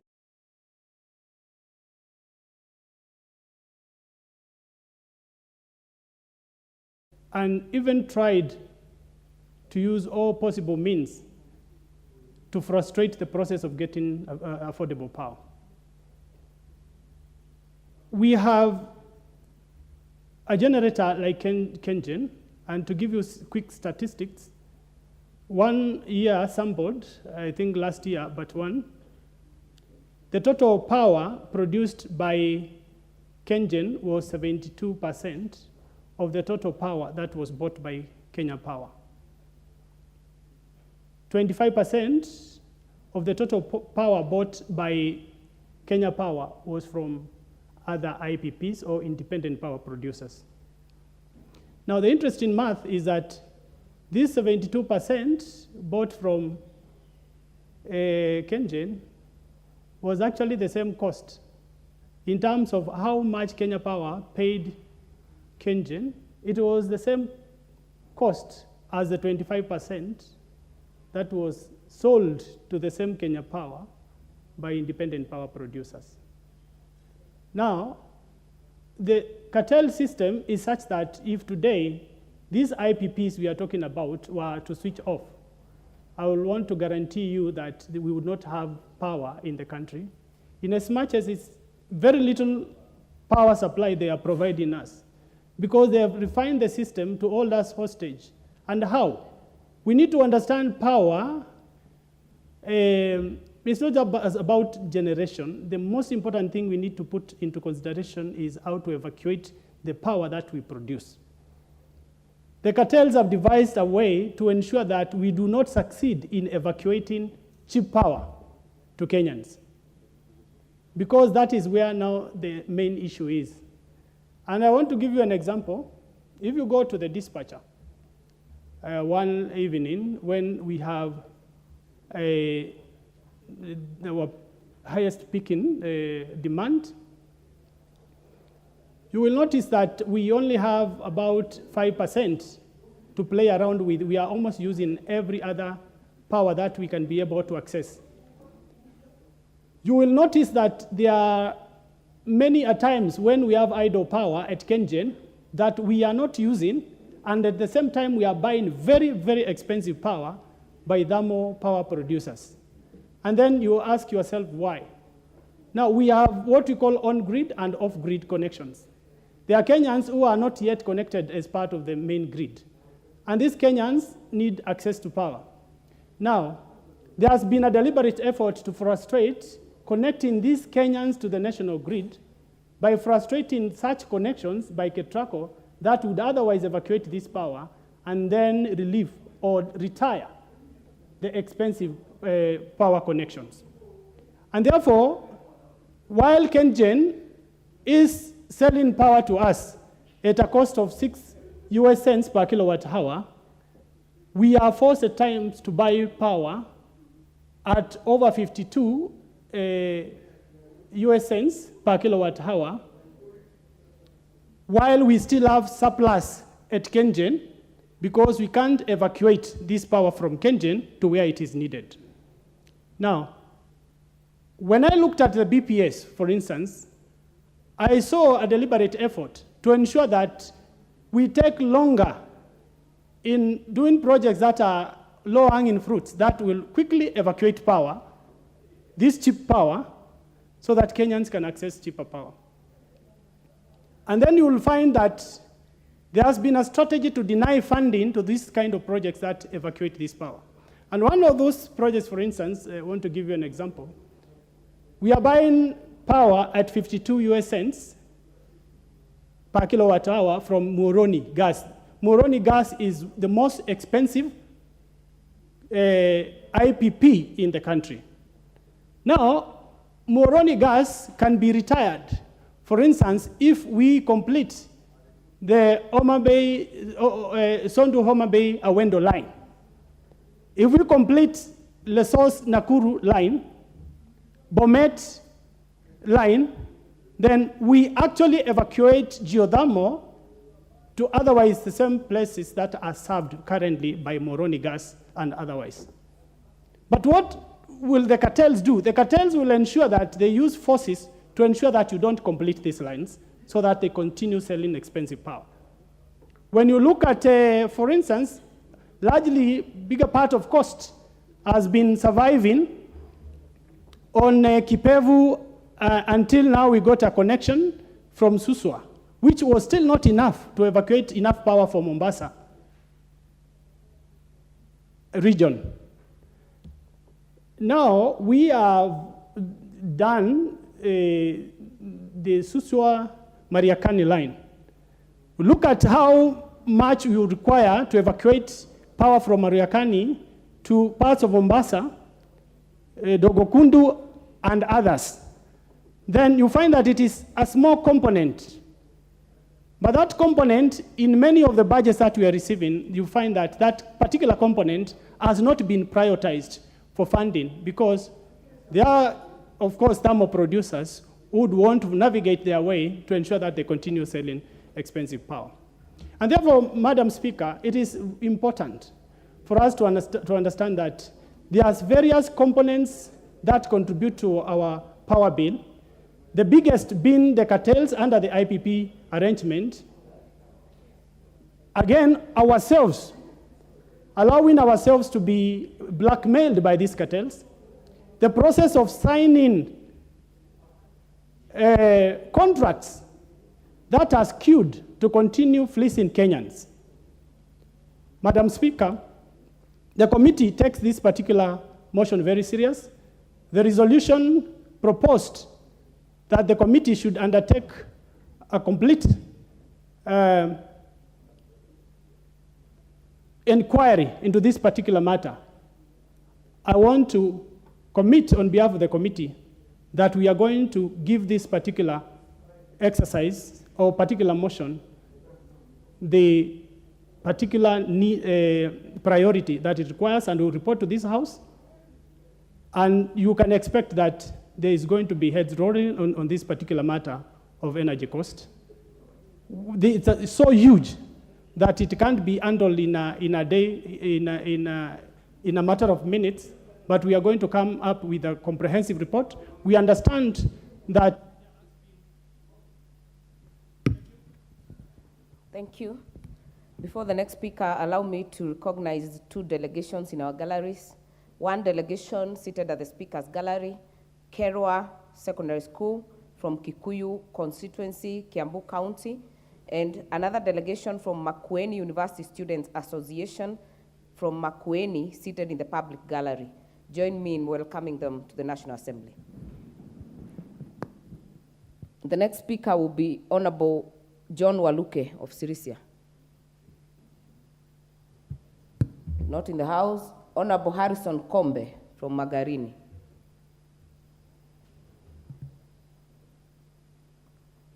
Honorable Doris Donya Toto from Kisii.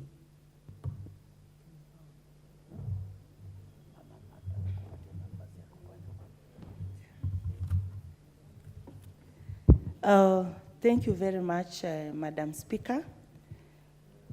I rise to support this motion because when our country has power, we have health improving, because even in hospitals, they use power.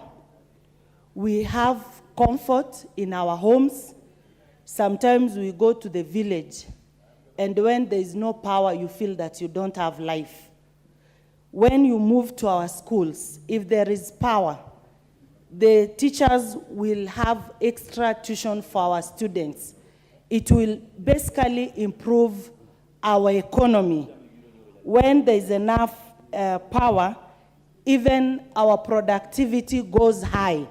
Madam Speaker, we will have our business people extending time for opening their doors, because they are assured of security. Power is security. When any company has a monopoly, I remember sometimes back when we could go queue and make a phone call from those common booths, you could see how inconveniencing it was, till the time when now we have several companies providing these services. We enjoy making our calls from home, choosing any network that you want to. This is what we want to happen with our power in this country, so that we have more supply. When a company has a monopoly, these monopolistic firms set higher prices than the marginal costs, and the consumer supply is significantly less than it could be a perfectly competitive market. We want competition. There is a limit supply of power, Madam Speaker, in our country. You will even be told you will have power for 2 days. Other 3 days, there will be no power because we are doing this and that. There will be maintenance. But if we had many companies competing for the same, when this other company is doing the repairs and all kind of stuff, the other companies will be offering the same, and there will be competition. None will be wishing to close down the business because they know their competitors will be milking from that precious commodity. So we need access. We also need access to modern energy, which is very essential in provision of clean water. Madam Speaker, move to the village. Our women are trekking long distances in search of water. When we have power, power is everything. I can even tell you, power is life. So we need this with us so that our lives can improve. I stand to support and share my minutes to other members. Thank you, Madam Speaker. Thank you. The next chance will go to the MP for Kiambaa, Honorable John Kawanjiku. Thank you, Madam Speaker, for giving me this opportunity to contribute on this very important issue that affect our people all the way. I think when it comes to talk about power and how the Kenya power has been learned, probably most of the time is because of that issue of monopoly. When there is issue of demand and supply, you realize that Kenya Power doesn't have, even the zeal to push itself to make sure that their product, whatever they're trying to move, is that because of the lack of competition within the market. And therefore, they have really increased the cost of power, and the cost of power affects so many issues. Especially now, because even on the dry season that we have been having, and relying probably on borehole water, especially for so many people within the city, you realize that even the boreholes, the water companies are not able to supply water because of the cost of the power. And therefore, it also affects the livelihood of our people in one way or the other. We must reintroduce, even as the government and the Kenya Kwanza, we must make sure that we detach and we deny Kenya Power the monopoly of supplying. We must introduce other companies. We must make sure that other companies are brought in on book, so that at least the people and the cartels that have been controlling Kenya Power can be dealt with once and for all. If they have the majority shareholding, they are the same people who are benefiting from this high cost of living. And sometimes you wonder what is happening around our nation today. Some people saying that the cost of living has really skyrocketed. Some of these costs of the Kenya Power is what was making life difficult and hard. And I want to support the motion because the cost of the Kenya Power is making the cost of living unattainable. Manufacturers are closing down, going to other countries whereby the power of production is low. They can be able to maximize their profit. If you compare the cost of the tariffs from our country to Tanzania, to Uganda, and other, even to Ethiopia, you realize that major industrialists, people are closing down from our country and taking business to other countries. And that affects our country in a huge way. Lack of employment is a serious issue. Lack of taxation, because when the companies close and go to other countries, even the amount of money that they were paying for taxes to our country, they are not able to pay because now they will take that money to other countries. These industries produces goods within our localities. Therefore, we are able to employ as many people as we can within our country. So this issue must be dealt with once and for all. The issue of cartels, if we are not able to control, as Kenya Kwanza government, the cartels in Kenya Power, the issue of corruption, you wonder how a company that has monopoly of business, charging people huge bills, it's making losses. And sometimes you try to think that, we live in a different world. And these companies, no one is arrested. You are told that Kenya Power made a loss of about 34 billion. They are the only people who are competing against themselves. They are not able even to make sure that, because even they are doing some of the issues like direct procurement even without following the law. So therefore, I urge this House to support this motion, and we make sure that we come up with a policy. And we support this motion to make sure that Kenya Power has been denied the monopoly of doing business. This the cost of living cannot be dealt with without dealing with Kenya Power, Madam Speaker. And therefore, you realize that the issue of electricity affects the economy.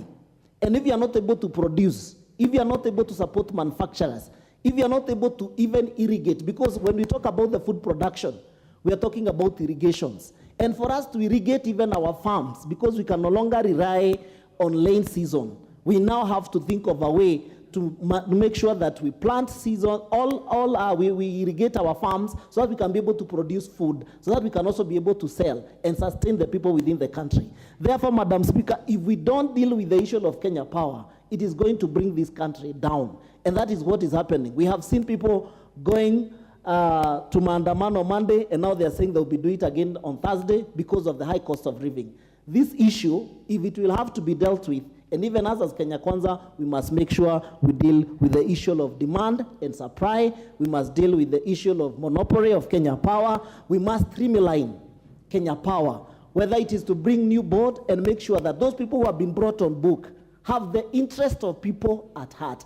If we are not able to do that, then we open the issue of making sure that we diversify and give other companies an opportunity so that the issue of competition can be able to be ablated. Thank you, Madam Speaker, and I stand to support. Thank you. Next member would be member for Westlands, Honorable Timothy Wanyonyi. Thank you, Madam Speaker. I also want to contribute to this motion. Madam Speaker, the cost of electricity is a big hindrance to our investors. People want to invest in this country, in the industry. The cost of electricity is proving too expensive because, Madam Speaker, the production becomes expensive and everything else, Madam Speaker, will not be. What we need to do as a country, Madam Speaker, is to invest in a cheaper alternative energy, Madam Speaker. Other countries have done it. We are still relying on hydroelectricity, which is the most expensive. And Madam Speaker, unless we start working and finding alternatives, we will be doing a great service in this country, Madam Speaker. Madam Speaker, we also want to look at, Madam Speaker, to introduce other players in the market so that we,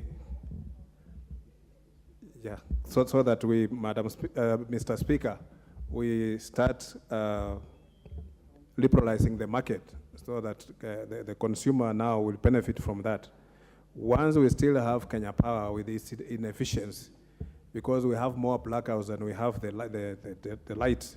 So we must look at how we can liberalize the market and allow other players to enter the market, Mr. Speaker, and will the consumers will benefit from that because just not long ago, Mr. Speaker, we had even Mumias before it collapsed. Mumias used to produce some electricity which they could not, Mr. Speaker, with the load currently, they have only to download it to the national grid so that the Kenya Power can supply.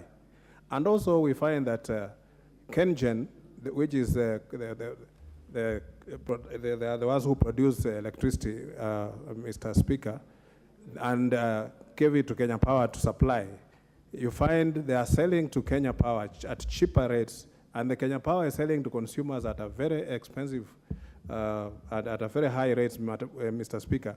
We don't know what is going on between there and because both of them are companies that belong to the government, and I don't know why the one will have to put high markup on the cost of supply. We know very well that sometimes Kenya Power entrailed in corruption.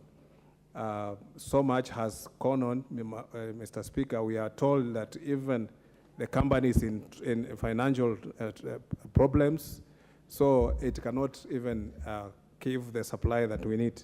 Mr. Speaker, we just need now to step up and liberalize the market, invest in cheap alternatives, and that's the only way we bring down the cost of electricity.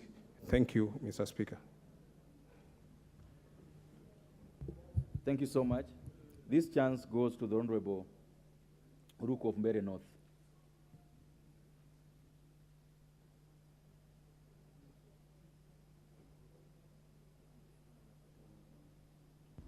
Thank you, Mr. Speaker, for the opportunity.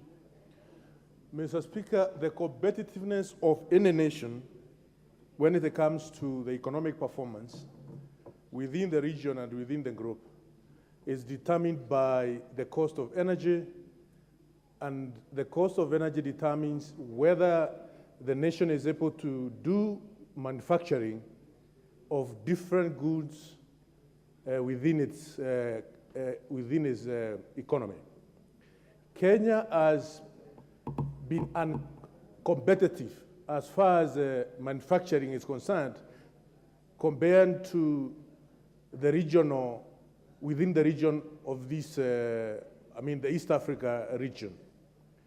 You realize that, Mr. Speaker, many investors have opted to go to Ethiopia and other nations within the region to set up their manufacturing plant because of the cost of energy in this country.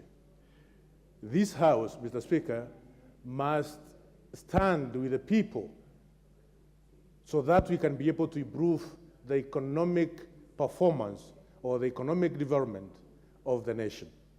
For this to happen, we must do all what is possible within the powers of this House to ensure the cost of energy comes down.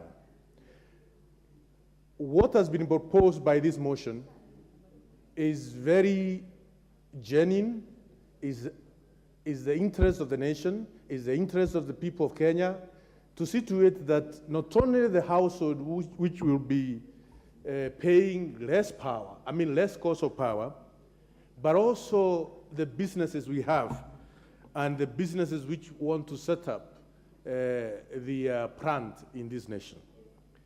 The cartels which have milked this country through different ventures, and more so in this venture of energy, must be fought by all legal means. And one of the legal means to fight these cartels is what we are doing at the moment in this House, Mr. Speaker. Of course, there are those businessmen and those families which are known for thermal production, very expensive forms of producing power, and signing very PPAs, which are not well thought, to ensure that the government must continue paying money for the power which is not in use. At this age and time, Mr. Speaker, we cannot allow to continue production of thermal energy within our national grid. When many nations across the world are moving to renewable energy, we are still having a huge contribution to the national grid on thermal production method of power. This motion, the way it has been articulated by the mover, is very good for this country. We need to put all the necessary structures in place so that we can lower the cost of energy, Mr. Speaker. With this, I support. Thank you. Member for Trans Nzoia. Asante sana Bwana Spika kunipa nafasi hii ili niweze kuchangia hii mjadala wa siku ya leo, na nataka niseme ya kuwa hii mambo ya monopoly imetuumiza kama nchi, kwa sababu kuna vile wafanyabiashara wanaumia, na hata kama wanaumia malalamishi yao hayawezi yakachukuliwa kwa nguvu, kwa sababu ni ile tu shirika moja ambalo linahusika na mambo ya supply ya stima. Kwa hivyo Bwana Spika, ninasimama nikisema mimi pia nataka ni support hii motion, nikisema cost inatakana ipunguzwe, na pia ikiwezekana KenGen ikiwa moja hapo ya wale ambao wana supply umeme waweze kupewa ile fursa ya pia wao kuparticipate kupeana mambo ya kusupply umeme. Ninasema hivi kwa sababu mimi kama mkaazi wa Trans Nzoia na mimi kama Mkenya nimegundua ya kuwa watu wengi sana Bwana Spika wanaumia na mambo haya. Kwa sasa ukinunua token, zile token ambayo unapatiwa utapata wakati huu umenunua ya 1,000 utapewa idadi tofauti. Ukinunua kwa mara ya pili tena idadi ile ambayo unapewa ni tofauti. So unashindwa ni njia ipi ile ambayo wanatumia kupatiana zile token, kwa sababu pesa ni zile zile, na tunatarajia ya kuwa pia ile nini inapeanwa token iwe ni ile idadi ile ambayo ulikuwa umenunua wakati ule. Kwa hivyo Bwana Spika, nataka pia niseme mimi kama mwana Trans Nzoia kuna wakati ambapo nilikuwa apply kupewa umeme, na wakati huo nikaambiwa ya kuwa transformer ile ambayo ilikuwa pale haiwezi ikaweza kusupport umeme ya nyumba kadhaa. Don't remember for Trans Nzoia. Yes. You're going to choose which language you're going to use to contribute. You either do Kiswahili or English. Thank you, Mr. Speaker. I wanted to speak in Kiswahili so that my people can understand what I'm saying, but it's a little bit difficult. So,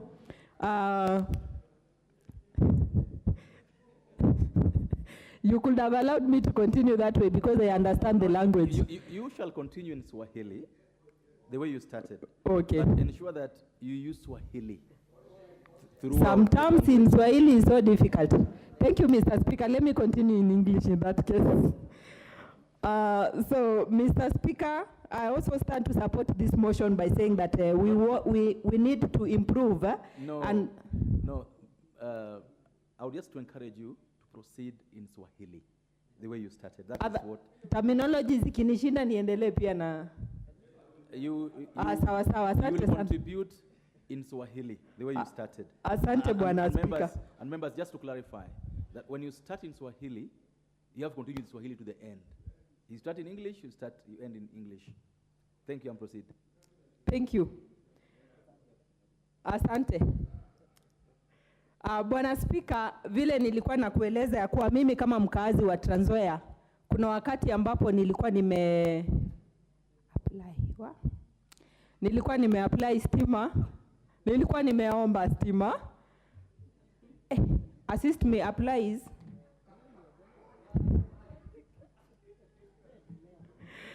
Kuna wakati ambapo nilikuwa nimeomba umeme, na wakati ambapo niliomba umeme huo nikaambiwa ya kuwa transformer haiwezi ikapeanwa kwa idadi, inaweza ikapeanwa kwa idadi ya nyumba kadhaa.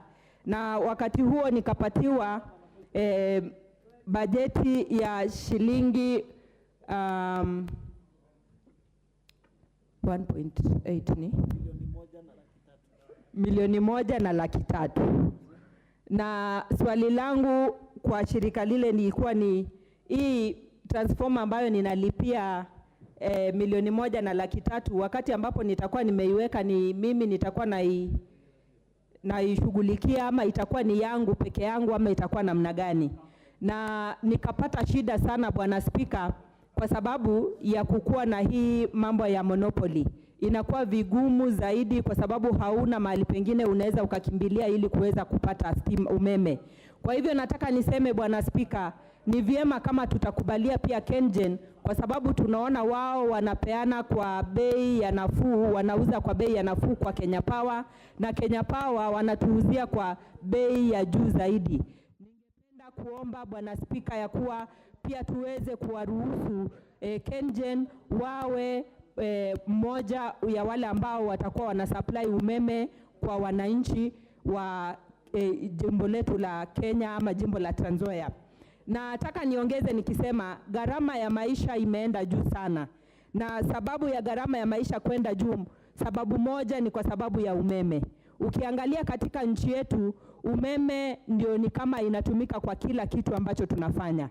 Biashara imeharibika kwa sababu kila kitu kinatumia stima, na hiyo umeme bei yake imeenda juu sana.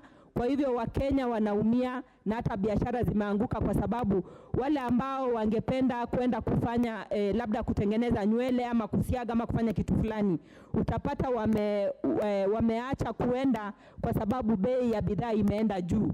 Kwa hivyo nataka niombe Bwana Speaker ya kuwa sisi kama watetezi wa Wakenya tukiwa katika bunge hili Bwana Speaker, tuweze kushughulikia masuala haya kuhakikisha ya kuwa hatukui na monopoly, jambo la kwanza, na jambo la pili, bei ya bidhaa ama bei ya umeme iwe kwa bei ya nafuu ambayo watu wanaweza kuwa na uwezo wa kuafford.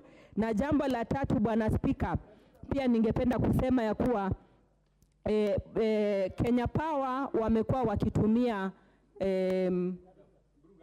wamekuwa wakipeana kandarasi kwa watu ambao wanatakana kuja kusupply umeme, ambayo ilikuja pia kuharibu uchumi, kwa sababu wale watu waligeuka kuwa watapeli.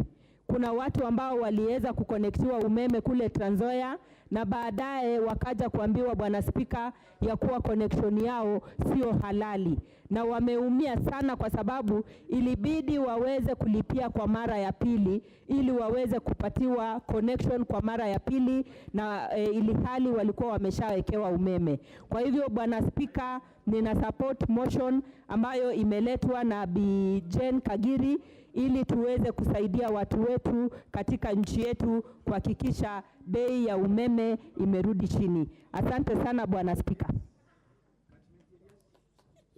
manipulation, Honorable Babu. No, this isn't it's not done that way. I got a list I'm following and I'll follow it. I know you are friends, but this has to be followed. Member for Seme. Thank you, Mr. Speaker, for giving me the opportunity to contribute to this motion. Mr. Speaker, power is everything. Whether it is in industry, agriculture, health, communication, whether it is e-communication, IT, there's nothing you can do without power. So power is development. If the cost of it is high, forget about development. But Mr. Speaker, from what we know, we have 5 major problems with the cost of power in this country. One is the structure we have. We have KPL, we have KenGen, we have Ketraco. One is supposed to produce, the other one to market and control the prices, and the other one is to transmit. Are all these 3 institutions working in harmony? The evidence we have, it is not. It has created inefficiency, which of course is a big problem. The next thing, Mr. Speaker, number 2, is the issue of IPP, Independent Power Producers, and Power Purchase Agreement. Mr. Speaker, this is the killer. Mr. Speaker, these agreements ensure, they have only one purpose, these PPAs, they have only one purpose, to ensure that the producers make a profit, and a huge profit at that, without regard completely for the cost to the consumers. Look at what they have, take-off pay, that if they produce, whether you take it off and use it, you will still pay them. Then look at the capacity cost. It means you must pay for their capacity, whether they use that capacity or not. Mr. Speaker, they also have a higher cost. We have been told here that per unit, KenGen is paid 5 shillings, and then they are paid 52 shillings. Why would we get into an agreement of that nature, Mr. Speaker? We are killing our own people. And then some of them are using the most expensive means, like the ones in Quorum or Moroni. It only produces about 35,000 kilowatt hours, and it's supposed to apply the Western Kenya and Kisumu, which needs over 200. It cannot produce that. And then, Mr. Speaker, all these, like all private institutions, whenever they interact with the public institutions, they actually ensure that they incapacitate public institutions. We have been told that they make sure there's no evacuation. I know, like the one in Koru and Moroni, whichever the place it is, we have to use it because we have no power line. We have been told all the areas of Mabe and so on, but the biggest one was from Lesos, Kisumu. This line cannot just be done. It was paid for. I was told it was done. It cannot be done. So these independent producers actually sabotage power evacuation so that they're the only people whose power are produced. I remember, I think either it was KenGen or KPL, when the CEO said that if they were to produce all the power, and they seem to say they have the capacity, the cost of the power will be 4 times lower. Why are we still having this?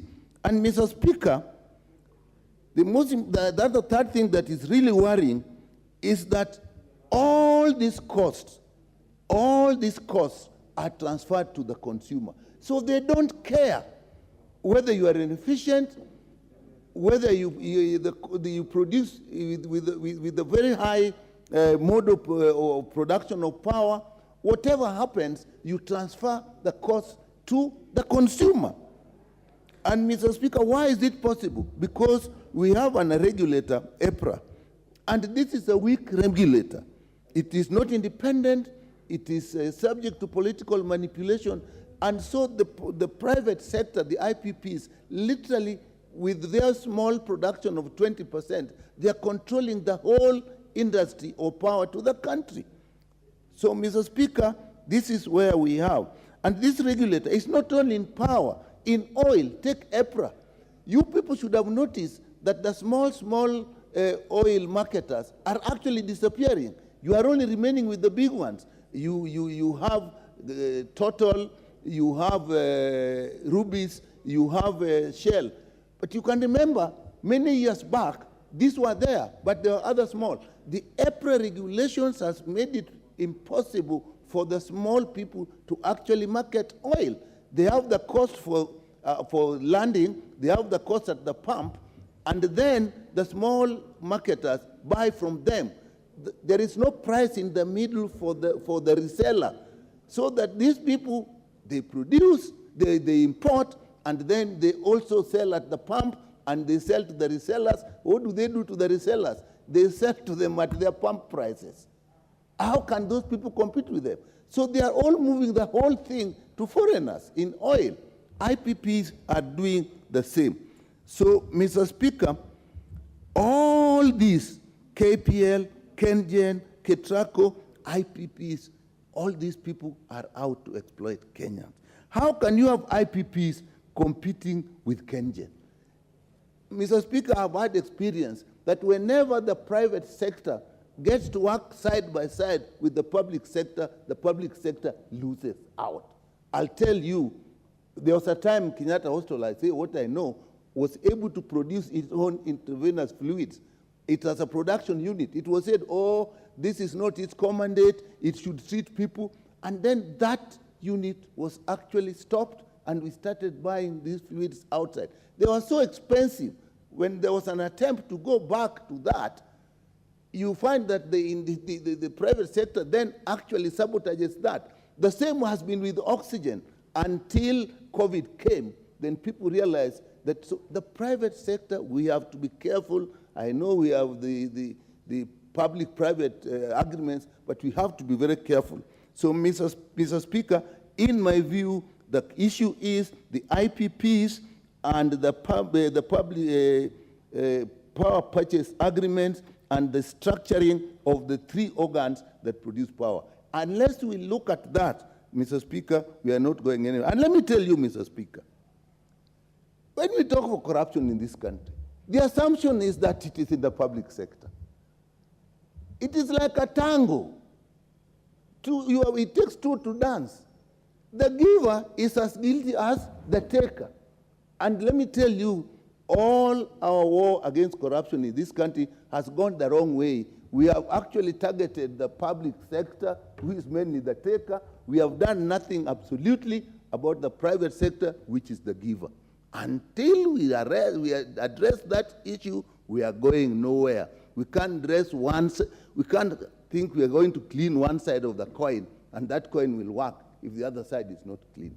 So, Mr. Speaker, I support this, and when this is resolved and Parliament resolved, it should be implemented. The implementation committee should make sure that this, of all the resolutions we make, is implemented. It is in the interest of Kenya Kwanza anyway, because we just added to our Monday demands that it should be done. But if they brought a thing that is practical like this, and they do it, we will support it. Thank you, Mr. Speaker. Thank you so much, members. I wish to welcome students from Riara Primary School in Dagoretti North, Nairobi County. They are welcome to follow the proceedings of the House this morning. And I will use discretion this morning to allow, that school has parents in the House today, the Honorable Otiende and the Honorable Ruku. I'll give Honorable Ruku 30 seconds to welcome them to the House. Thank you, Mr. Speaker. As directed, it is for me to welcome the Riara School. You are most welcome to the National Assembly. And please, when you're in school, you must work hard. I know it's class 8, you are sitting on, or you are sitting for your KCPE examination this year. Please work hard. Your parents are paying fees for you and taking care of you. You must work hard so that you can be able to come and build this nation. The Republic of Kenya, the future of this republic is in your hands. So welcome, and you must work hard. Work hard pays at the end of the day. And we look forward to you occupying these seats in the future. Thank you. Welcome. Thank you. This chance goes to Honorable Farah Malim.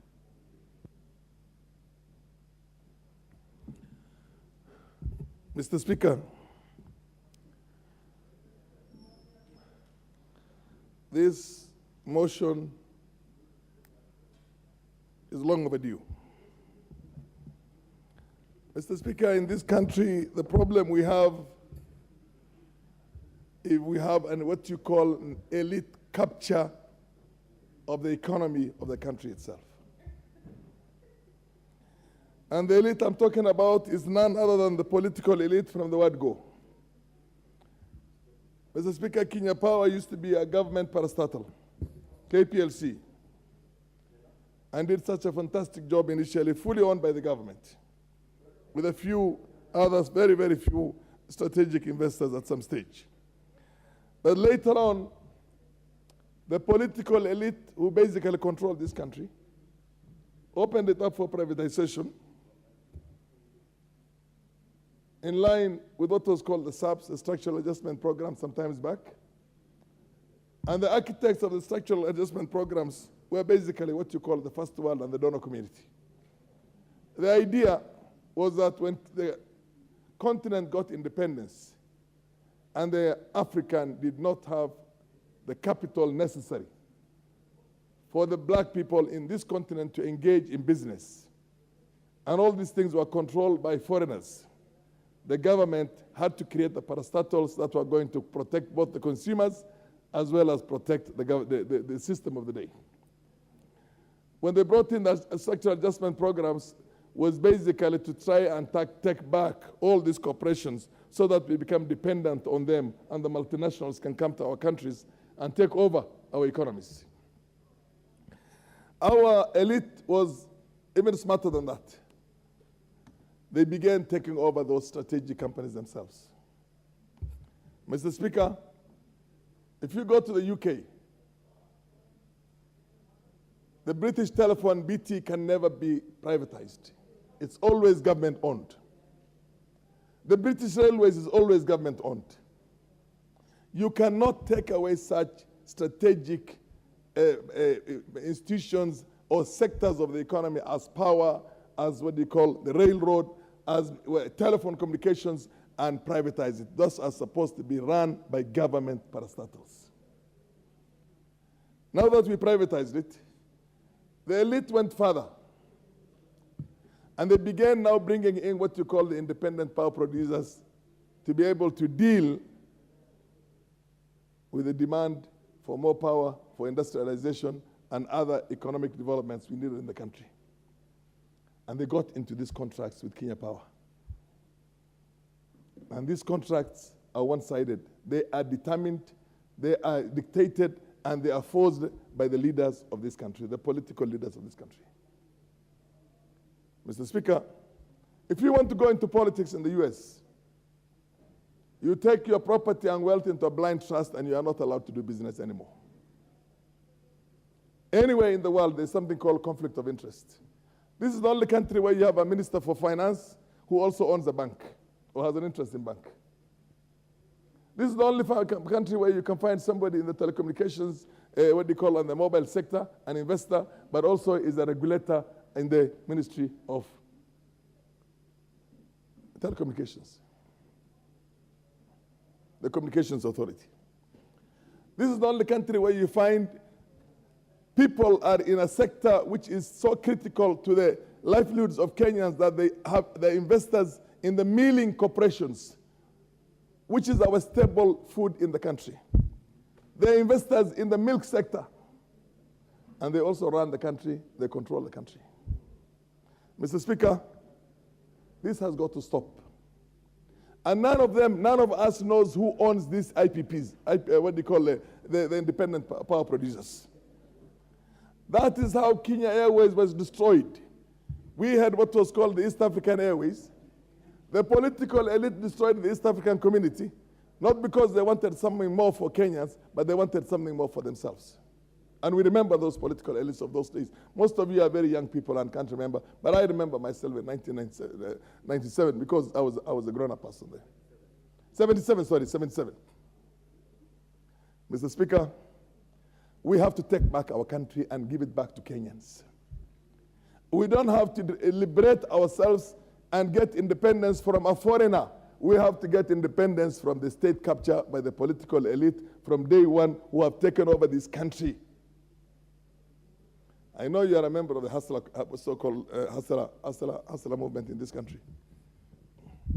If you don't do some of these things, if you don't deal with these things very firmly and effectively, if you don't come to this house and this country with the proper land reforms, we have 20 million acres of land that were grabbed by the political elite of the day that can be given now to 10 million Kenyans or 5 million Kenyans, and that can be a very powerful means of production.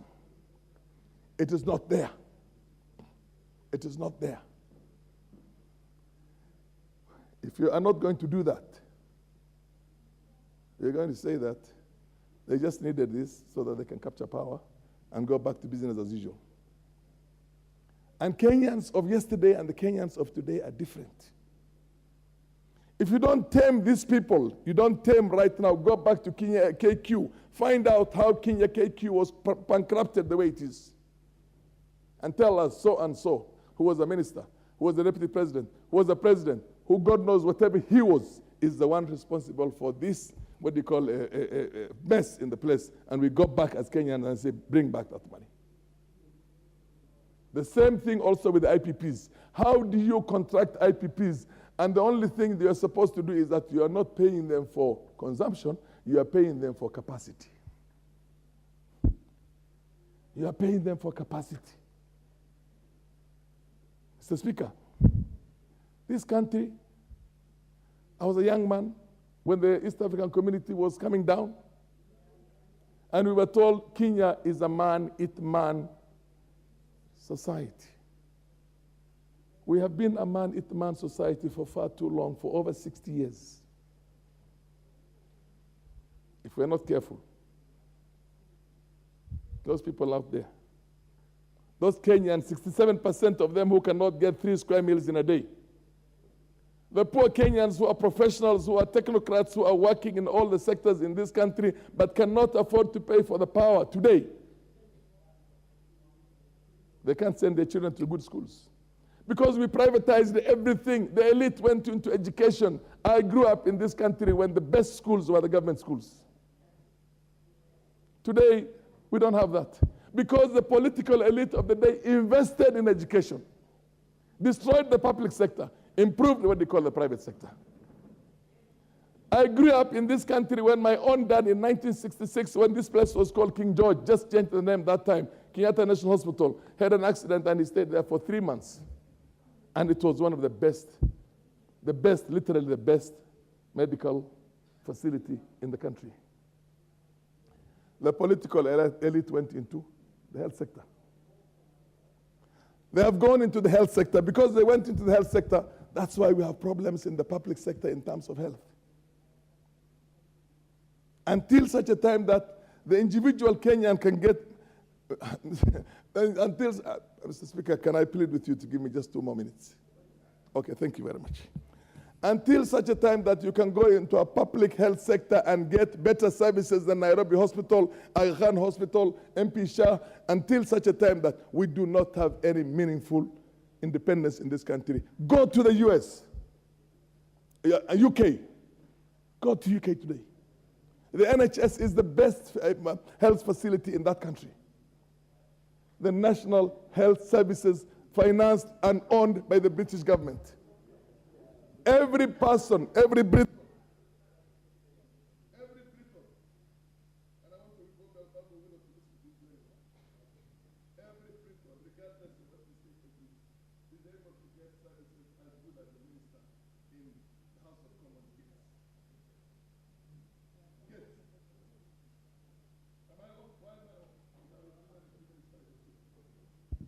oh, this thing has gone bad. But a small issue with the system today, so it isn't that you've been cut off. You want me to come here? I used to use this when I was in the 10th Parliament. This day is no longer there. Now, how do you do this now? How, somebody help me. Okay. Yeah, it's just too short. This is the problem with this place. You haven't taken into consideration Maasais and Somalis there. Mr. Speaker, and Luz, of course. Mr. Speaker, an ordinary Briton gets the same services as the minister in the House of Commons gets. That country is richer than us. They have a GDP that is, God knows how many times, 100 times, 150 times bigger than our own GDP. We are a poor country. If our children can't get education, poor children can't get education. We can't get health. We can't get food.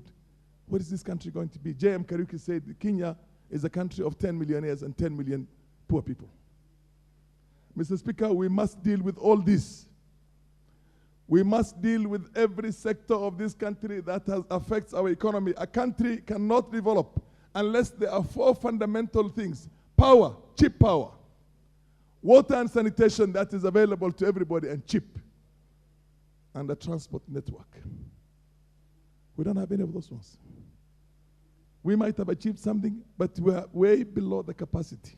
When countries like Singapore were poorer than us, when South Korea came to beg us here, Mr. Speaker, it is my humble. Let us save this country from what is the fourth one? The fourth one. I said power, water and sanitation, and transport network. Water and sanitation and water are one. Yeah, no. And our people are using flying toilets. You know, you go now to the Babu Owino knows where he comes from and where he represents. People use plastics to become toilets and throw them away. We have a health problem. Our children, Mr. Speaker, thank you very much for our children. All of us are feeding on sewers. Our rivers are dead. This is a nation that is on a deathbed. Mr. Speaker, thank you very much for allowing me to say this, but we must tame this. This has got to be tamed, and every sector, the banking sector, finance sector, what do you call the energy sector, the water sector, every sector, the road sector, education in this country must be saved and must be given back to Kenyans. Otherwise, we'll end up with a revolution one day. Thank you, Honorable Farah. This chance goes to the member for Kirinyaga. Members on this side, I've just given 3 in a row from this side. So don't put pressure on me at all. I'll follow what I have here. I've given 3 in a row from this side. So this side will get their chance of 3. Thank you, Mr. Speaker. Mr. Speaker, I rise to support the motion by the Honorable Member for Laikipia County, Jane Kagiri. And I must commend her for a very well-detailed presentation before this House. Mr. Speaker, there has been propositions to review electricity tariffs as we speak, Mr. Speaker. If the energy regulator approves the new tariffs, Mr. Speaker, the cost of electricity will go up by 78%, Mr. Speaker. This will be the first upward review by EPRA since 2018, putting further pressure on consumers. Mr. Speaker, it is worth noting that the domestic lifeline of 30 kilowatts is currently at Kenya shillings 621 and will go up to Kenya shillings 840. If implemented, Mr. Speaker, the proposed increase will hurt household budgets and put further strain on the cost of production. Mr. Speaker, with inflation in this nation currently at 9.1%, increase in electricity costs will only have an upsurge on the cost of services and commodities. Mr. Speaker, at a time when we need to focus on total connectivity in rural areas and invest in manufacturing, the conversation should be lowering the cost of electricity, not increasing it. Mr. Speaker, Goal 7 of the SDGs pertains to ensuring access to clean and affordable energy. This is Honorable Chonga. What's out of order? Thank you, Speaker. I am aware that the member who is contributing is new. And as far as the standing orders are concerned, I think she's supposed to present and not to read. What the honorable member is doing is literally reading. I am referring to my notes. I didn't notice that. Member for Kirinyaga, I know you're a very sharp lawyer and you know the rules. Go ahead. Thank you, Mr. Speaker. Goal 7 of the SDGs pertains to ensuring that we have access to clean and affordable energy. Mr. Speaker, this correlates to improvement and development in agriculture, education, healthcare, and other sectors in Kenya. We must therefore ensure that we harmonize the approach that we have and the discussions on this floor are very robust and welcome to ensure that we have thoroughly investigated KPLC and any agreements entered into the same on behalf of the people of Kenya.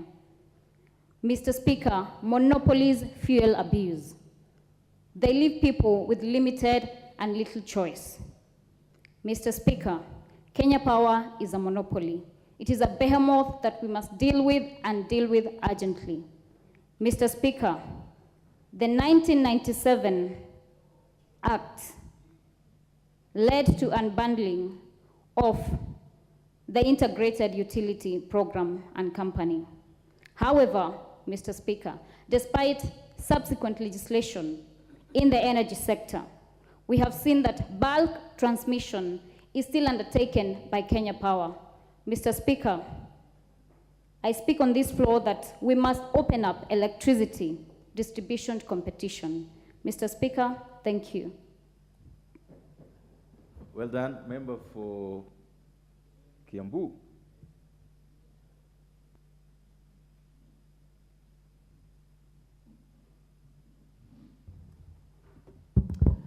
Thank you, Mr. Speaker. My name is Anne Moratha, the Woman Rep Kiambu County. I stand to strongly support the Woman Rep Laikipia for the motion that she has tabled today in this parliament. And it's even a surprise that we are talking about the supply of electricity in Kenya in the 21st century. And Mr. Speaker, I would want to, as many speakers have just said, that the monopoly of Kenya Power is what has brought us where we are. Because once monopoly is the way to go, then all of us have to bow to the monopoly, and all of us have to now go the way they want to take us.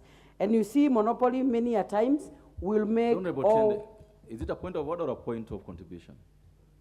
Oh, okay. Monopoly will always create pride and unquestionable issues such that we have no other choice but to follow what Kenya Power does. Sometimes you buy the tokens from the Kenya Power and you wonder, when you look at the taxes and the amount of money that you have paid on that very little electricity that you have bought, sometimes Kenyans feel like crying over what is happening. And you see now, electricity now is calling for everything in this country. Whether you are a cook, whether it is about washing, whether it is cooking, or any minor thing that we do in this country, it just calls for electricity to keep doing the work. So it's actually a very, very basic need that every Kenyan is supposed to be supplied with. And now what we are looking at, just as the speakers have said, all we need to do is look into Kenya Power and see what we can do to remove this monopoly of Kenya Power so that we can change everything in this country.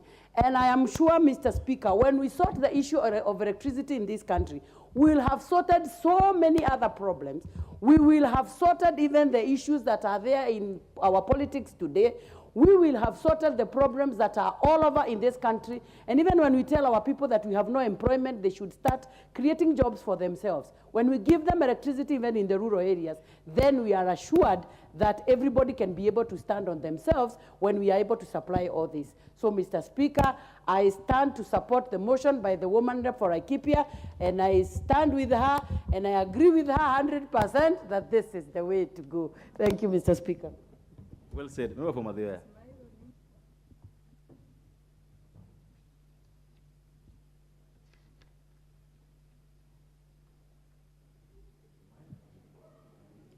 Yeah, thank you, Mr. Speaker, for this opportunity. First of all, I start to support this motion by the honorable member for Laikipia. In fact, as my colleague said, SDG 7 about affordable and clean energy interlinks with all the other SDGs.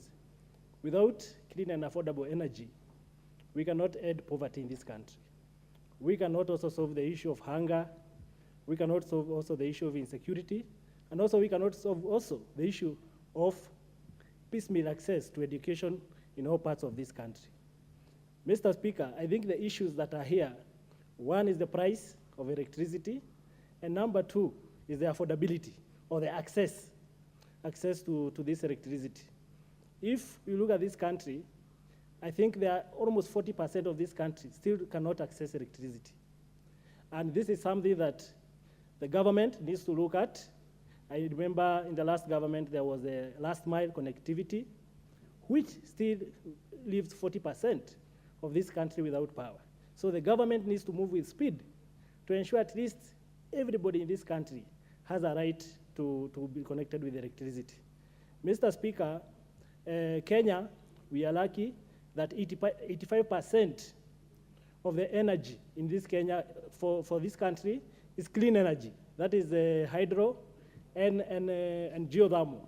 15% is non-renewable energy.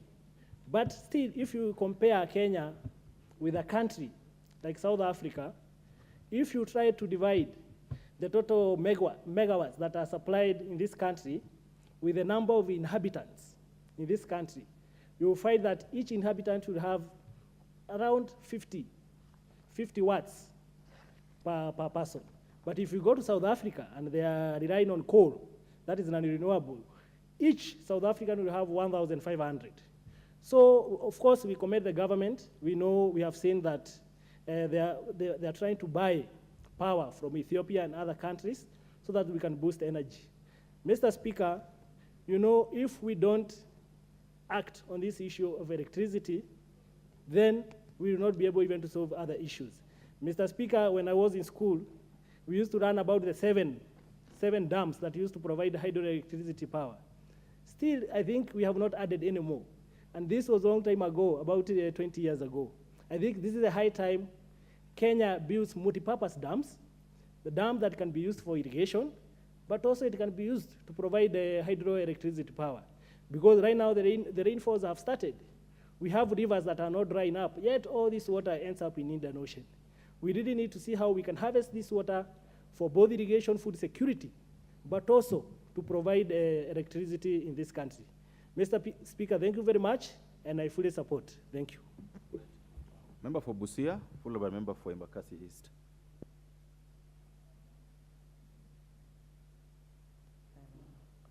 Thank you, Mr. Speaker. I actually like this motion that was moved by the women rep, Mama County, Laikipia. It is time to end KPLC monopoly.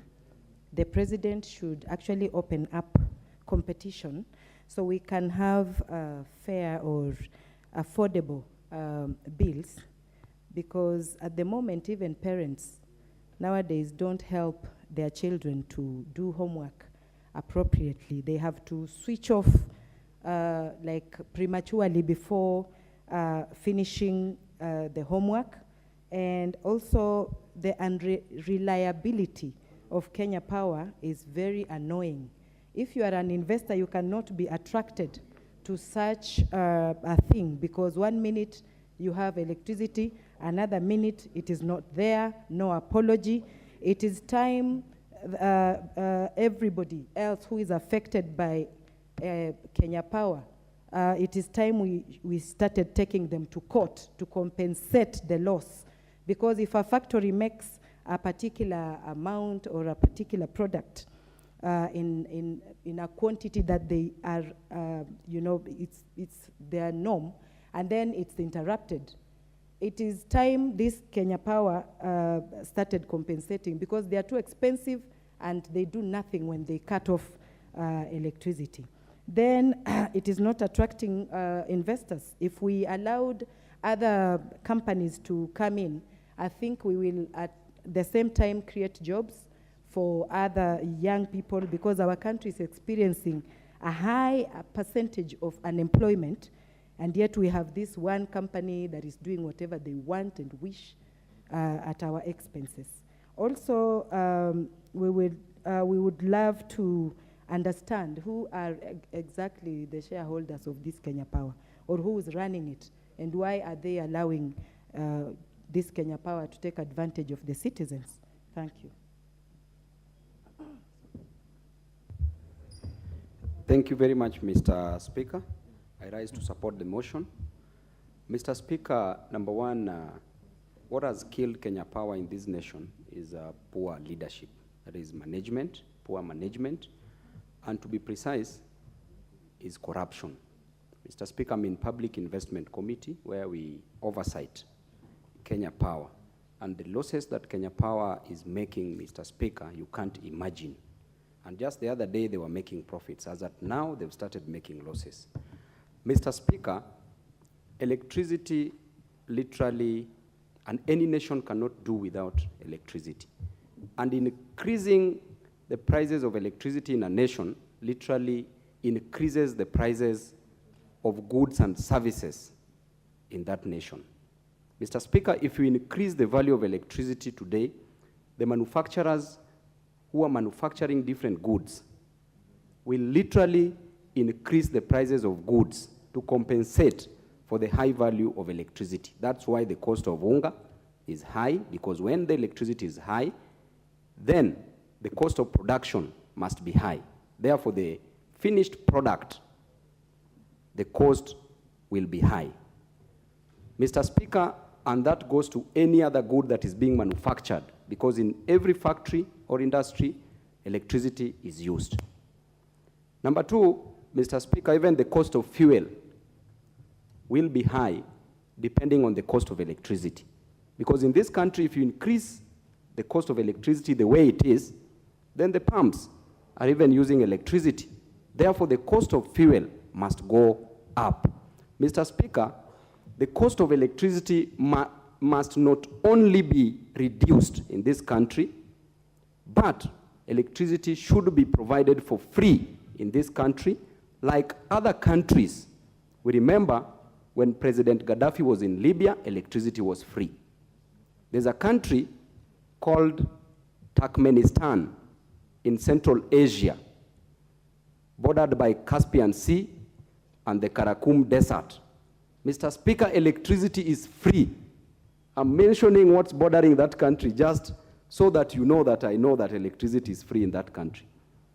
Mr. Speaker, even in our houses, marriage cannot be very, very sweet and successful when the cost of electricity is high. Why, Mr. Speaker? Because even the process of lovemaking, you need to see what you are eating. So when the cost of electricity is high, you will be so depressed, Mr. Speaker, you can't even deliver. Because when the lights are on and the cost is high, then, Mr. Speaker, you can't deliver well, Mr. Speaker. So it is breaking even marriages. That is the only thing that we have. What is out of order? Mr. Speaker, What did the Honorable Babu Owino must know that what did he say is out of order? that the language he's using is totally out of order. What did he say? I didn't hear him. But Mr. Speaker, you are not listening. That's why I'm telling you. What did he you say? must call Honorable Babu Owino to order, because we have children in this house. What did he say? Yes, and these proceedings are also covered live. If he wants to make contribution, he must make meaningful contribution, not that kind of contribution. That one he must keep for our Monday activities. Thank you very much. Mr. Speaker. Order. The Honorable Babu Owino has so far been very meaningful. I think, but for one small aberration, but so far I think he's been very meaningful in his contribution, and I would ask him to proceed along the lines of standing orders. Thank you very much, Mr. Speaker. Senior Counsel, I stand guided, but Senior Counsel, if we say marriage, the institution of marriage is constitutionally... Address the Speaker. Mr. Speaker, through the Speaker, the institution of marriage is constitutionally recognized, enshrined in the Constitution. And Mr. Speaker, lovemaking is a parliamentary language. I didn't use unparliamentary language, Mr. Speaker. Therefore, you're saying eating is okay. So, Mr. Speaker, be that as it may, I support this motion. And, Mr. Speaker, the cost of electricity must be made to be 0 shillings in this country, because a common mwananchi, wherever they are, Mr. Speaker, it is very, very hurtful for us to subject these Kenyan citizens who are coming from very poor backgrounds to high cost of electricity, taking into account that they don't have sustainable jobs, no sustainable businesses. Therefore, Mr. Speaker, I support the motion. Kenya Power should not monopolize the supply or distribution of electricity in this country. Thank you. For the students, I will give this chance to the Honorable Tiende, and wish you could take a shorter time. Thank you, Mr. Speaker. I'll take a very short time. First of all, allow me to welcome the students, the candidates of Class 8 of Riara School to Parliament. Two of my daughters are in that class, Jean and Jewel, and to all the other students, I wish them well. Mr. Speaker, on this subject, I suppose the motion, the cost of electricity needs to come down. There are certain basic commodities which, if they're not manageable, then you cannot live a good life. Cost of fuel must also come down. The cost of unga must come down. And it is in this interest, and I'm happy that the Honorable Member of Laikipia has brought this motion. So next Monday, when we're on the street, please join us, because these are some of the costs that we need to come down. We want them to be basic. But secondly, allow me to disagree with some of my honorable colleagues who say the problem is the monopoly. There are certain facilities that must be monopolized, like Kenya Ports Authority must be a monopoly. There are certain essential services that must be a monopoly. The problem is not being a monopoly. The problem is the management. And one of the things that we must do is we must demand for KPLC, we must demand of KETRACO, we must demand of KenGen that all the agreements they have entered into with private players must be made public and must be reviewed, because that's where the problem is. The problem is in the cartels that are dealing with our public institutions. That is where what we must manage. And lastly, Mr. Speaker, as we are dealing with this particular issue, we must also encourage the government to promote the alternative sources, so that we don't just rely on when there's drought, then they say there's no electricity, we must ration. And we have we are one of the countries in the equator where we have the sun throughout. We must use these alternative means because they're even cheaper. The truth is, there are people who are suppressing the use of alternative energy sources, and that's why the cost is high. Mr. Speaker, I support the motion. Thank you very much. This chance will go to the member for Bureti, if he's in the House. The Honorable Ruku, you are out of order completely. This chance will then go to the member for Kajiado. Thank you so much, Mr. Speaker. I rise to support this motion by the Honorable Jane Kagiri, the member for Laikipia. This motion is not only important, but urgent. Mr. Speaker, this comes at a very timely time when you're speaking about improving our economy and actually uplifting the standards of our people. Mr. Speaker, we know that the cost of electricity has gone so high that in most cases it has discouraged investors to invest in our country. When you also look at the production rates, the production rate of everything in this country is going down, and it is largely being contributed by the high cost of electricity. Mr. Speaker, when you speak of food security, it is becoming impossible to have food security in this country because most farmers rely on the rain. Well, we also have farmers who largely depend on water from boreholes to do farming and huge production. Mr. Speaker, it is now becoming impossible for those farmers to do production because every time they produce, the high cost of electricity eats into all their profits, and it becomes hard to run. Not only to the large-scale farmers, but also to the small-scale farmers. We have people who produce food for their family consumption only, and it's becoming impossible for them to produce because every time you run a water borehole pump, it takes more money than what you produce in your farm. So, Mr. Speaker, when we speak of bringing down the cost of living in this country, we must address first the issue of electricity. Because in the reduction of electricity, we will have more farmers farming, we will have more people going into production, and as we speak now, the country wants to go into the industrialization way. We cannot go the industrialization way if we have not addressed the issue of electricity. Because every time we have industries coming up, they thrive for 1 year and they all close down. The reason being, they cannot run their productions because the cost of electricity is too high.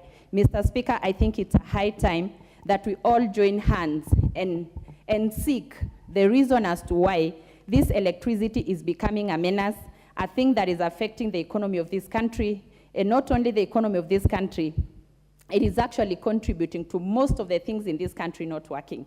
And so, Mr. Speaker, I think this is a very timely motion. I support it completely. And Mr. Speaker, not only talking about the high cost of electricity, it is also the arrogance that comes with the Kenya Power. Every time we have power cuts, it's like you have to beg them to bring the power back.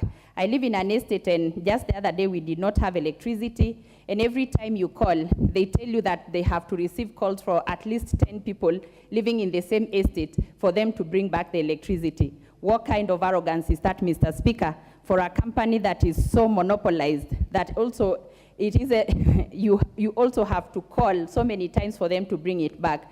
Mr. Speaker, I will also want to say that in the initiative of the last mile, I want to say that we also have some parts of the country that are not electricity enabled. Like in my county, Kajiado, we have so many schools, we have so many boreholes, and we have so many hospitals that are not connected. So in line with this motion, I just beg that we also have those counties or those places that are not connected, getting connected in the spirit of the last mile connectivity. With this, Mr. Speaker, I beg to support this motion, and I call each and every member of this House to support this motion in totality so we can see what happens. Mr. Speaker, before I forget, in my county we have private companies like the Kipeto Energy, which contributes to the national grid of electricity. But every time these companies contribute electricity to the Kenya Power so it can supply to us, we don't see, I was thinking now, because we have so many companies contributing to it, the cost of it will go down. But the more they contribute electricity to Kenya Power, the more the cost of electricity is going high. So you wonder what is happening. We need to get down to this. We need to find solutions. Honorable Kiborek, you can never wink to the Speaker. The Speaker is a man. We've just discussed issues of LGBTQ.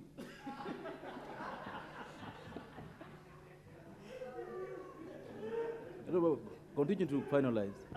Thank you, Mr. Speaker. And so I support this motion in totality, and I ask each and every member of this House to support this motion so that we can make sure that the production of the cost of electricity goes down, so we can see our production going up. We can see farmers farming again. We can see industries coming up and actually being sustained because the cost is affordable. Thank you very much, Mr. Speaker.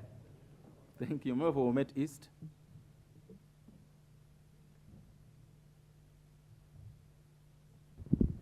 Thank you very much, Mr. Speaker, for this opportunity.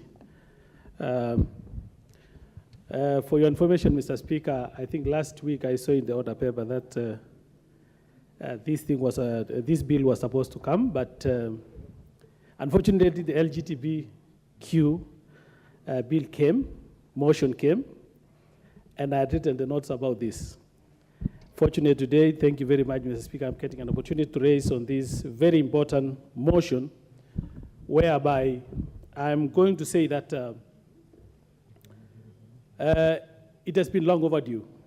And I would like to say, Mr. Speaker, that if you see the bill whereby when you buy the tokens, I was checking on the tokens which I've been buying every now and then, and going to the taxes which is levied against every individual in this country, it is unbelievable.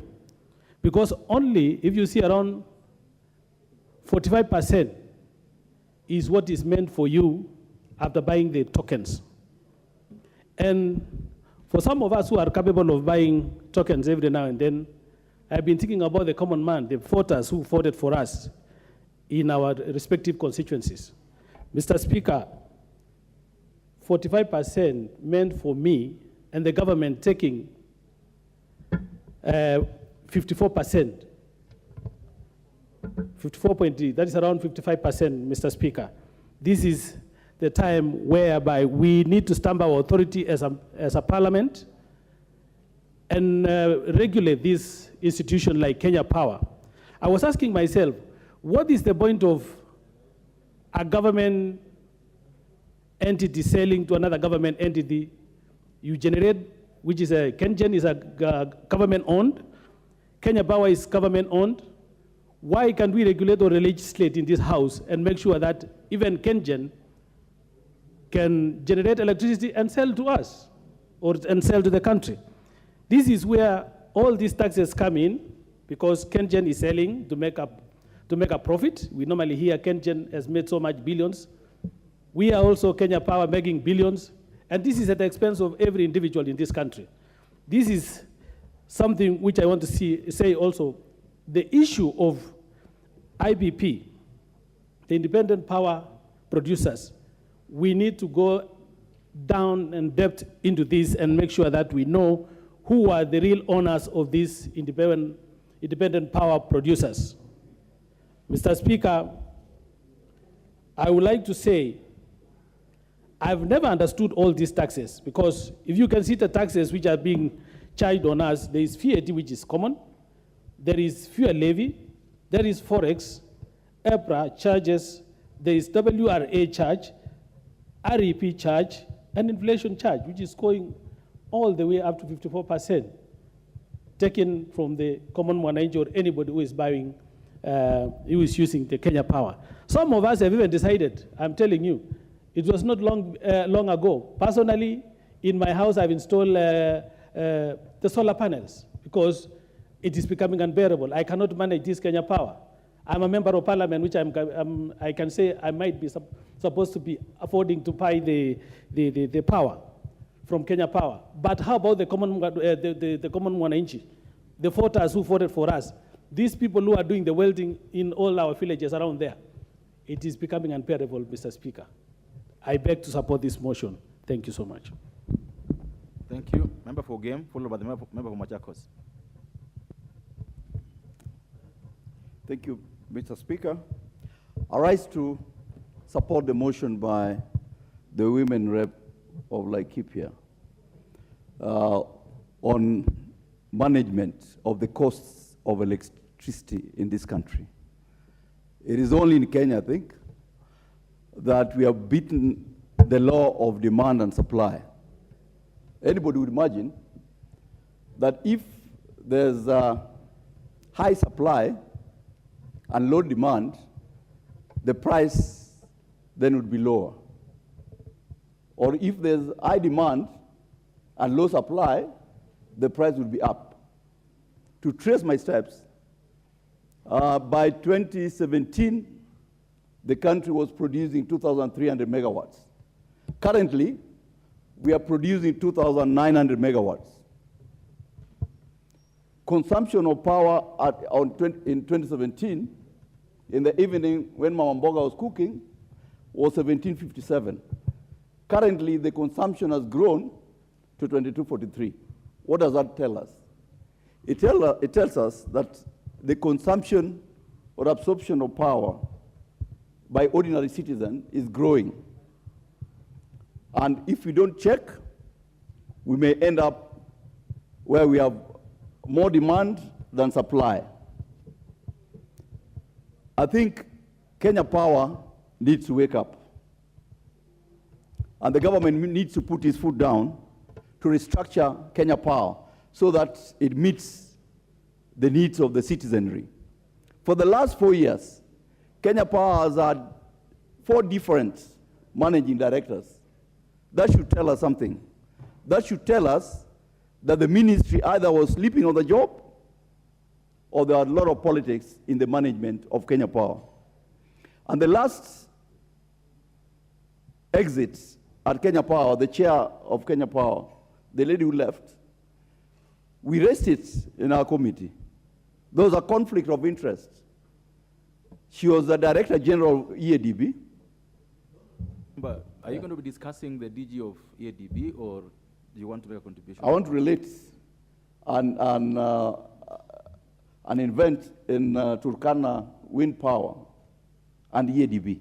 would suggest you don't go along that way because you'll be discussing a member, a Kenyan who is a CEO of a regional institution without giving her a chance to respond. So I would suggest you go a different way. Mr. Speaker, what I was going to mention is that EADB financed the Turkana Power. As a committee, when we went to Turkana Power, they were not ready then. But somebody in the ministry forced their way, and 9 billion Kenya shillings was paid for free. So even as we talk about the price of power in this country, we need to look at other players in the market who are actually stealing public money. Until we wake up as members of parliament and we say no to theft of public funds, then we can be talking about how to improve on the pricing of Kenya Power. Right now, we have the lifeline tariff. In the lifeline tariff, the charges is 12 shillings per kilowatt hour. If you look at the 12 shillings per kilowatt hour, which is given, if you look at the composition, the taxes are 56%. What does that tell us? It means the citizenry is paying a lot of tax. For example, on that tax, we have a Warma tax. Warma is charging for the hydro stations 50 cents per kilowatt hour. EPRA is charging 0.2 cents per kilowatt hour. I think it's important that this motion that the Honorable Kagiri has brought should help us as a committee in energy to go deep into inquiry on how best we can moderate the taxes so that the citizenry can enjoy supply. But the good news is that the country in the next, hopefully in the next 10 years, should be able to have a nuclear plant in Mombasa. If you have a nuclear plant, we'll be able to produce 4,000 megawatts, which would then put us in a foothold as an industrial nation. Right now, if you talk about having every household have electricity, it's not going to be possible. It will be a question like what has happened in South Africa, where there was a law that all the citizens be supplied with power. But now there's rationing. Each citizen gets 3 hours per day of that power. So it's important that even as we do the inquiry, we should be proactive in planning as a country on our needs for the megawatts that we need into the future. But more importantly, the variance between 2247 that is consumed every day and 2,900 megawatts that is produced, we should be able to use the existence of that 600 megawatts to power our factories at night and ensure that if we power our factories at night, we can play with the pricing index and reduce the cost of electricity to citizenry. Thank you, Mr. Speaker. Member for Kabuchai, is Member for Kabuchai in the house? Member for Kandui? Member for Kilgoris?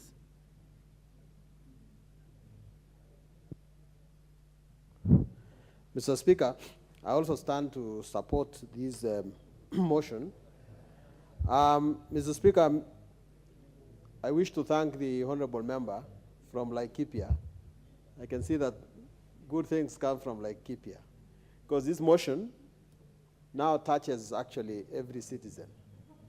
In the years gone by, it was not easy to discuss this issue of electricity in the rural area, but now it is the current discussion, because our country has progressed to such a situation that the need for power, electricity, is actually real. But, Mr. Speaker, many people are blaming the issue of monopoly, and I'm one of them. And, Mr. Speaker, if you look at the price of power in Kenya, in the compared to the region, Kenya is one of the highest, if in fact not the highest. In Uganda, they sell per kilowatt 20 shillings. In Burundi, it is 20.28. In Tanzania, it is 12.34. In Kenya, it is 23 shillings. So, Speaker, this is a very expensive price for power. And governments have come and said that they are going to reduce. I know that President Uhuru did promise so much that this power was going to come down. But the price of power defied the President Uhuru's promises. Now, even in the current government that has come on the ticket of, on the platform of reducing price, these prices have also defied the current government.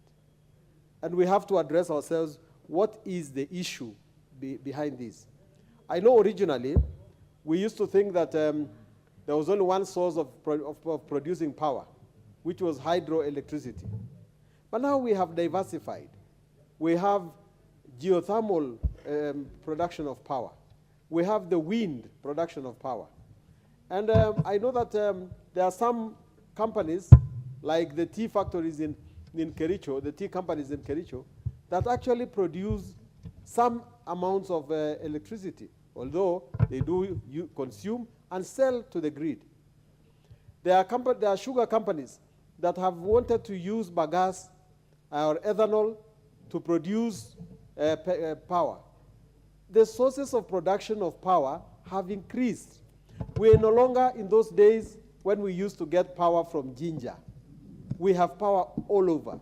We are beyond the days when we depended on the dams to get hydroelectricity. Yet the prices of power are still very high. It requires a study. I'm shy to say that we should have a commission of inquiry, but this issue of power has become endemic. Mr. Speaker, and this has produced some consequences. We are saying here, under the Vision 2030, that we want to be an industrialized country. The Kenya Association of Manufacturers, their own chairman, did say one of these days, it is impossible to have an industrial country when your power is not affordable, when your power is not sustainable, when you cannot actually have a cheaper way of funding industry. Unless we deal with the question of power, these industries in Kenya will never see the light of day. Industrialization will continue to be a dream far away to be realized. I ask, Mr. Speaker, that the Kenya Power and Lighting Company does actually take it upon itself to do this. I know when I was in China, the KPLC was the one that could be agreed, so they could be allowed to borrow money for power purposes, because in those days, GDC did not have a good balance sheet. Ketraco did not have a good balance sheet. But today, it is KPLC that does not have a good balance sheet. Where did things go wrong? Now, speaking on behalf of the people of Kilgoris, it is the question of KPLC is a real disaster in Kilgoris. I don't know why power is never consistent in Kilgoris. You could be watching television. I'm not a great watcher of football, but my children are.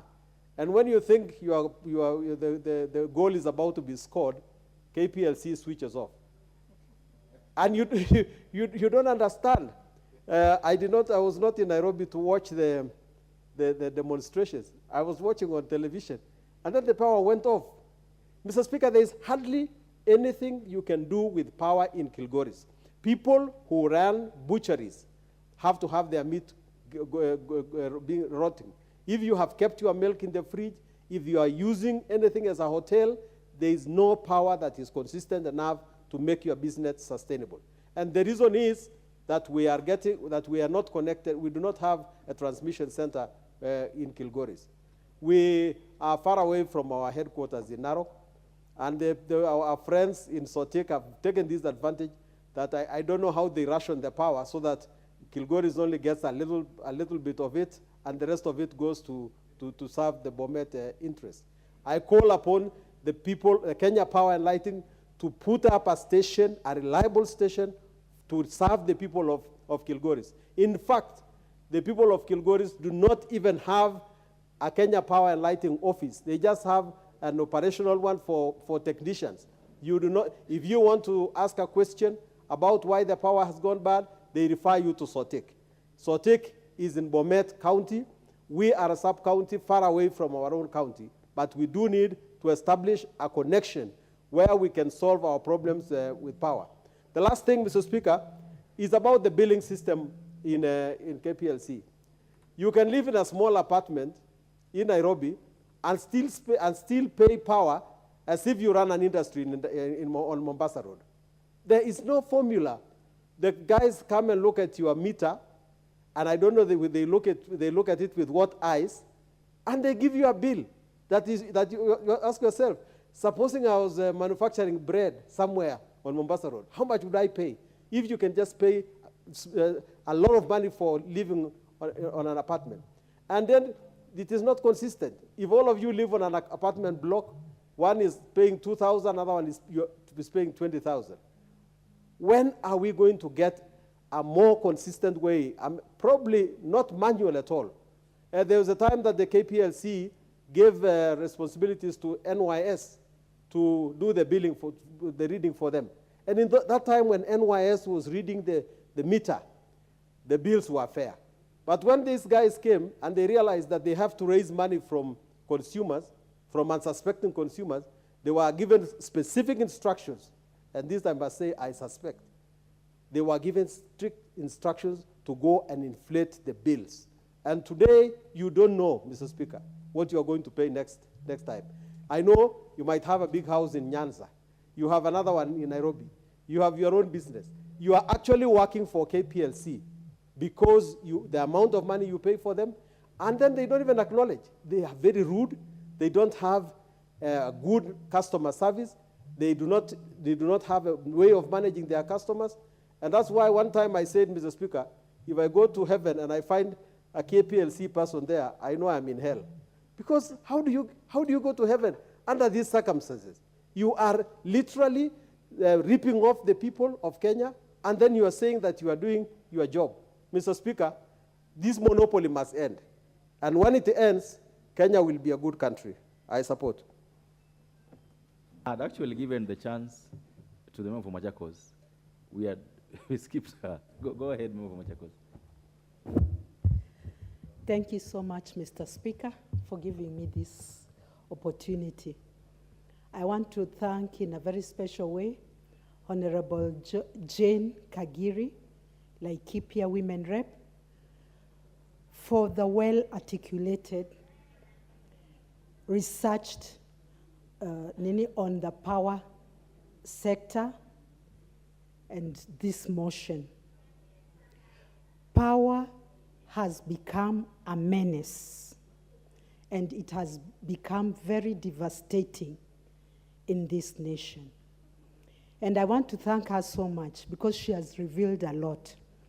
She took us through KenGen, Kentraco, and KPLC.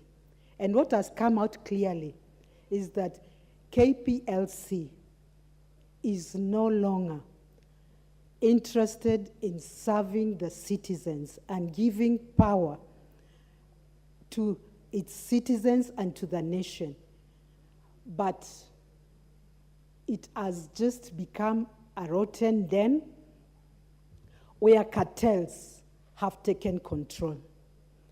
How on earth does KPLC buy power from KenGen at 5 shillings and sell it to its suppliers at 23 shillings? The same KPLC goes ahead and signs some agreements with the IPPS to sell, to buy power from them at 52 shillings. Surely. And then there is an agreement. There is a clause in this agreement where I think I understood it's a take or buy.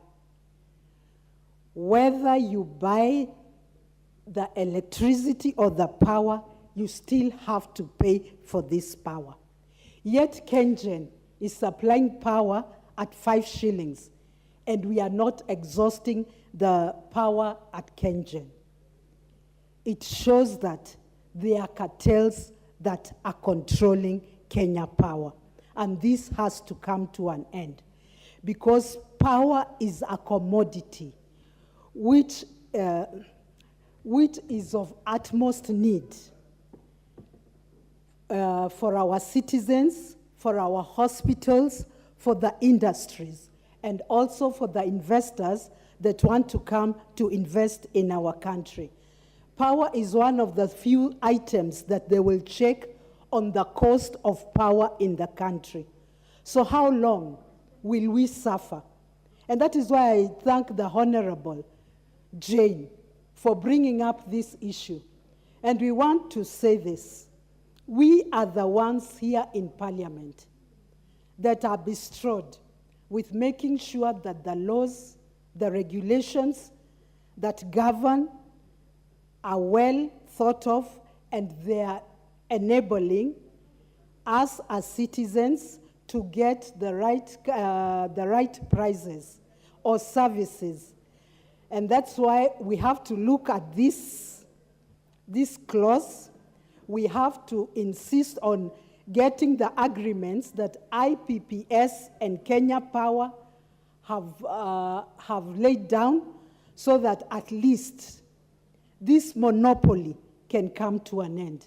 Because at the end of the day, we will not continue suffering. Our country will not continue with these hard times, where we know that power is of essence, and we can control it to safeguard the prices, the escalating prices of every commodity in our market. Let me say, I'm here to support, and let's follow up this to the letter and make sure that the cost of power goes down. Before I sit down, in Mulolongo, Syokimau, there is another hell of menace of power in those sides. Anytime, every time, power goes off, and when you complain, when you call, it has just become, they have become immune. It does not matter, and it does not pain to them. Oh, how I wish the leaders in charge would do something about it. I beg to support. Thank you. Thank you. Member from Bede South.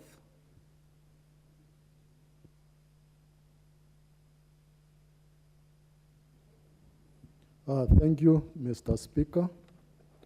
I rise to support this motion. But before I do so, Mr. Speaker, I want first to commend our government because of the efforts which have been put in the last few years to ensure as many citizens as possible are connected to power.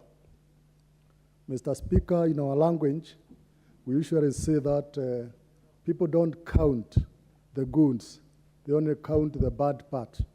I want to recognize the good which has been done in this country. We know very few people are having power connections, and this now has changed, and I trust that it is going to continue changing with the efforts which are being put in through REREC. Mr. Speaker, sir, my only concern in the efforts which the government are putting is that we are not, as a government, we are not kind of business-minded. What do I mean by that? While we talk of connecting every school with power, Mr. Speaker, sir, you find a transformer has been installed in a certain school, and it is only serving the school alone. The community allowed that school will be left without power. And that is why power becomes expensive, because providing a whole transformer for only one customer is actually expensive. If one has to pay the cost, they will not even afford. When we come to dispensaries, the same case applies. A whole transformer is taken for a dispensary, and not much effort is put to maximize the use of that installation. At least in towns, the installations have been maximized. So my plea to REREC and the government is to ensure that at least every installation which we have put in place is used to the optimal. Mr. Speaker, let's go back to the basics. When we talk of power, what do we mean, really? Those of us who studied physics, there's a law, which we are calling the law of conservation of energy, which states that energy can neither be created nor destroyed. You can only convert it from one form to another. And the debate before us today is about energy. This power we are calling just power electrical energy is just being converted from hydro energy, from geothermal, from solar, wind, from diesel fuel energy. We know some people also use coal, they convert it to electricity, to electrical energy. What we are addressing here, Mr. Speaker, sir, is what is the cost of converting this God-free given energy into some form of electrical energy. And this is why we are talking of the independent power producers selling energy to us at a very high cost. My argument, Mr. Speaker, sir, would be this. It is the responsibility of the entrepreneur to convert this energy to electrical energy in a cheaper form. It is not the responsibility of the citizens of this country to shoulder a more expensive way of converting energy to electrical energy. That is the responsibility of the entrepreneur. Mr. Speaker, sir, I support liberalization. But liberalization will not be the solution to this, because we know when we talk of liberalization, we are talking of market forces. Let the supply and demand dictate the prices. But energy is a basic human right, as we know it, just like water is. You cannot eat or drink if there's no water and if there's no energy. And if it is a basic human right, which is actually naturally provided, just like I've stated, energy is already in existence right from creation, then it is the responsibility of government to ensure that every single citizen of this country is getting access in an affordable manner of that which was originally freely given by God. Mr. Speaker, what am I driving at? I'm saying there has to be regulation, a clear regulation. And it is the regulation of this, the prices of this energy which will tame the independent power producers, even as we look at a liberalized market. Because if the government says the price cannot go beyond this because of the citizens, then the independent power producers will have to look for a way of making sure that they are more efficient in the conversion of whatever energy form. Mr. Speaker, if the government does not do this, then a lot of things are going to suffer in this country. We are talking about climate change. Climate change which is being brought about by the depletion of our forests. What will happen to the common mwananchi when they cannot afford power? They will go back to the old way of living. They will go and cut the trees. They burn charcoal because they must survive. They use firewood.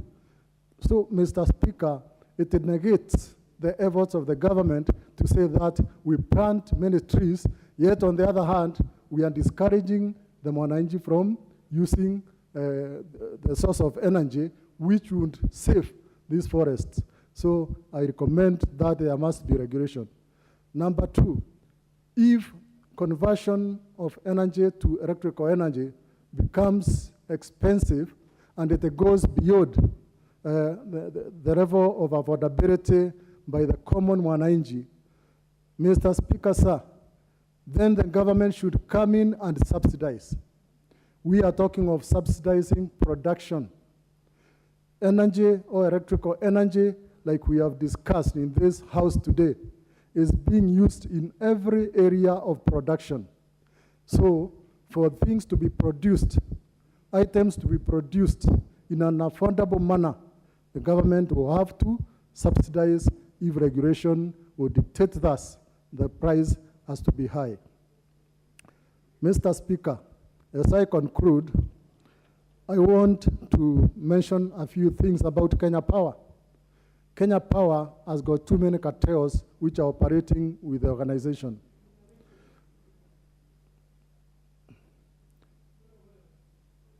Mr. Speaker, when you apply for power for connection, you find some strange people calling you and telling you they are from Kenya Power and they are going to assist you to get electricity in a very cheap way, and they start asking for money. And because of the need for power, a lot of our citizens have lost money through those cartels. Mr. Speaker, when we get contractors also, who Kenya Power these days is working through contractors.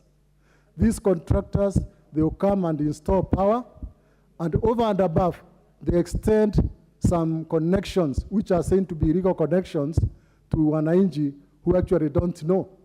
And these contractors, they end up asking those wananchi to pay a little money, which is outside the normal connection, and they give them power.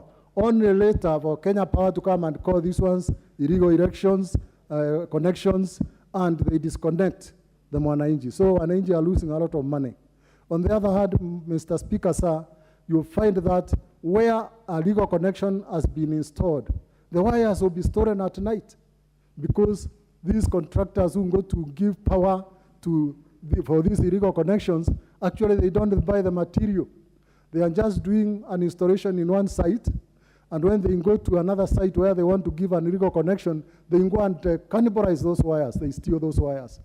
I particularly have lost my wires several times, Mr. Speaker. That's why I'm talking of this. It's an experience I have. Look at the street lighting, Mr. Speaker. They are given to contractors. They are installed today. After a week, they are stolen, and they are taken to another site, and the government continues to pay. Mr. Speaker, sir, there's a problem with Kenya Power. They need to review how they are providing their services. I support.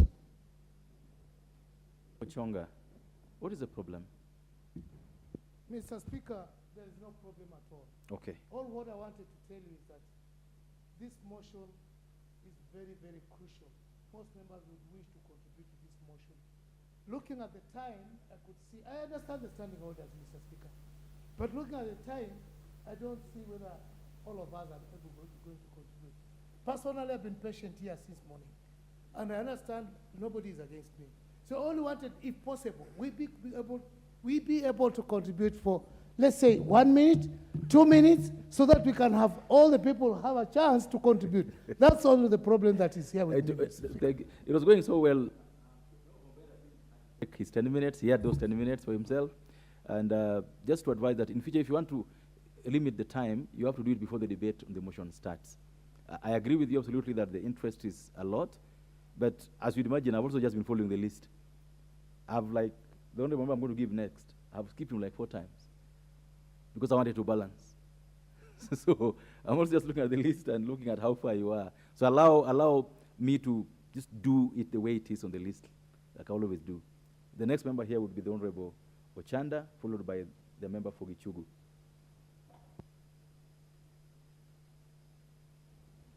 Thank you, Mr. Speaker. Mr. Speaker, let me make it short so that we can reach Chonga a little bit quickly. Mr. Speaker, there are some of these things that happen in this country that if you try to compare with what happens elsewhere, you'll be shocked. Mr. Speaker, Mogadishu, under very difficult circumstances, have been able to operate with light, with power throughout. And they don't have anything equivalent of KPLC. Why? So these are some of the reasons, some of the things that when you look at, you realize that we are in a situation where we are captives, literally captives of some of these big suppliers like this of KPLC. Mr. Speaker, if you want to reduce power, there are basic things that we want to look at. Number one has been mentioned, that we have to look at the issue of levy. We have to look at the issue of fluctuation. Power is costing us much more because of fluctuations. Right now, we are told, for example, and that goes also with the issue of planning and resource placement for purposes of generating energy. We've been trying as a country in different ways. Wind energy in Turkana, we've been doing a lot of experiments with the solar. And for the entire, what we call the Nyanza region, including Narok now, where Sunkuli was talking about, The problem is we were supposed to get an additional power from the north. That has been realized all of a sudden that it can't work. Now, Honorable Sunkundi, now that they're saying the connection must now be done between Narok and Bomet for us to get power that doesn't fluctuate from time to time. Look at that in terms of planning and resources that have been placed in the alternative ways of how to generate power. There's a problem in planning. And because of planning, we now experience fluctuations. And once you experience fluctuation, definitely the cost of power must go up. This is a big problem. When we are talking about manufacturing as an important pillar, an economic pillar, how do we manufacture when there is no power? How do we produce when there is no power? How do we produce when power is so expensive? So, Mr. Speaker, I think there's a bigger problem. This country must isolate some of the very basic things and focus on them such that we reduce the cost of power. It is doable. And if it's a matter of doing away with the KPLC, it's doable. And I've given a very good example. Mogadishu was able to run and has been running minus something like KPLC for a much more longer period of time than when the other day. Honorable Chanda, who is providing power there? Independent arrangements, but regulated. Independent arrangements, but properly regulated. It's not the state doing it. And they are doing it so perfectly. The other day here, when somebody knocked our mask somewhere in industrial area here, in Dandora, the whole country went minus power for days just because of that kind of a monopoly. So we must think right as a country. The cost is even factors like Kenya Power is still too manual. We are in a stage in the world where you can't run a sector like that of Kenya Power in this manual way, where people are running for meters, running to reconnect, and things are so manual the way they are. It becomes costly, and that cost is definitely transferred to the consumer, Mr. Speaker. Let me leave the other minutes for who is else, not Chonga. I wish it was. I'd already given the chance to Honorable Gichugu.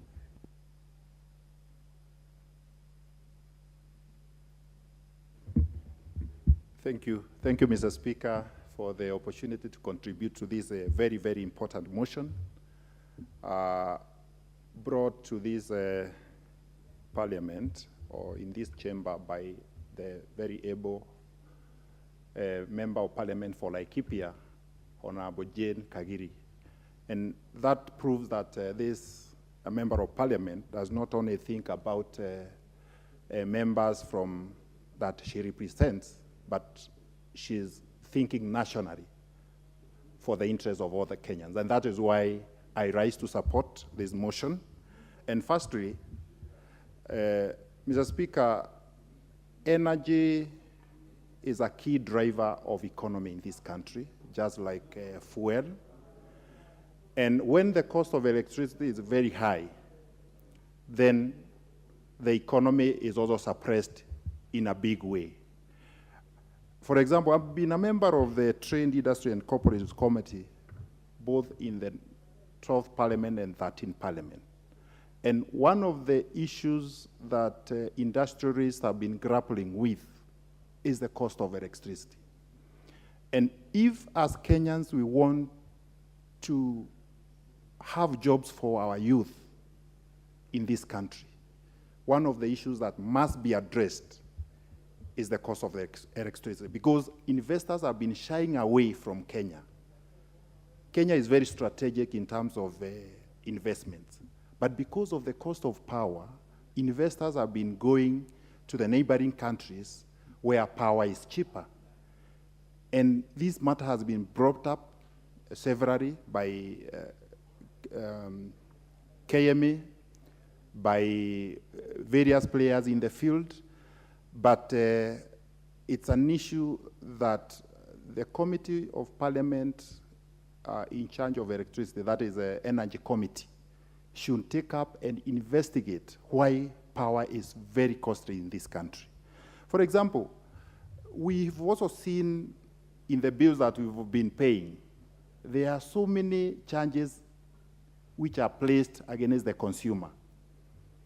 And sometimes we wonder, like charges by WRA, Water Regulatory Authority. Not every power in this country comes from water. Yeah? There are powers, we got power from geothermal, we got power from wind, and many other sources that are usually connected to the general grid for the transmission to the consumers. But Water Regulatory Authority always has a change on the bill. So I think these are some of the things that needs to be investigated to see where even these changes are usually taken to after the consumer has already been charged. Mr. Speaker, I also appreciate the government's effort through the current leadership of His Excellency that there's a very big effort to make sure that as many people are connected to power. Like when I joined Parliament as a member of Parliament for Gishugu, the connection within my constituency was about 56%. Now I'm boasting of about 82% of power connected to my people. And I'm sure with the current regime, this might rise to about 99% or even 100%. So some of the other issues that must be addressed by Kenya Power is the power outages. I've been called severally from people from Gishugu that many areas have been disconnected or there are power outages. And they don't listen to the common man on the ground until I make calls to the Kenya Power. That is when they usually start running, and even as I speak now, there are some areas that I'm still following for reconnection. Mr. Speaker, because of the interest of time, I support this motion, and I believe this is the way to go, and the investigation needs to follow after this motion for the better and the best changes for the consumers of electricity in this country. Thank you, Mr. Speaker. Member for Mosop.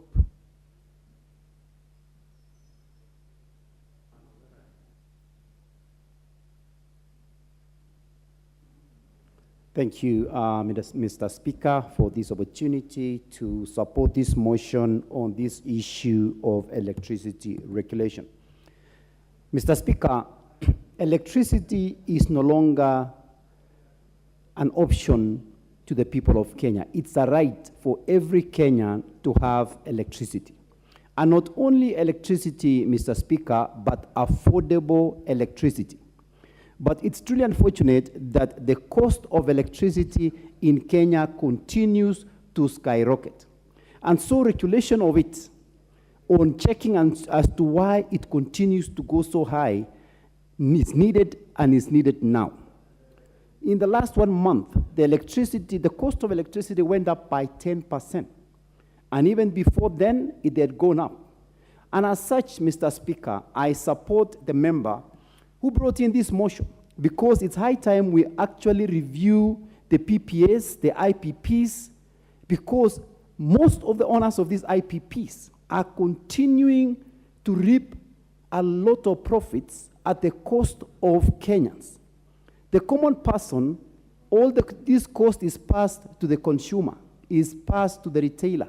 And as such, I am really in support as to what can we do. If Uganda is able to produce... Kirwa, I have to stop you from there. You'll have your balance of time when this motion comes up next week. Time now, members, is 1 p.m. The debate on this motion will resume again when the order is placed in the order paper. Members, I then therefore wish to say that this House stands adjourned until Wednesday, that is today, afternoon, 22nd March 2023 at 2:30.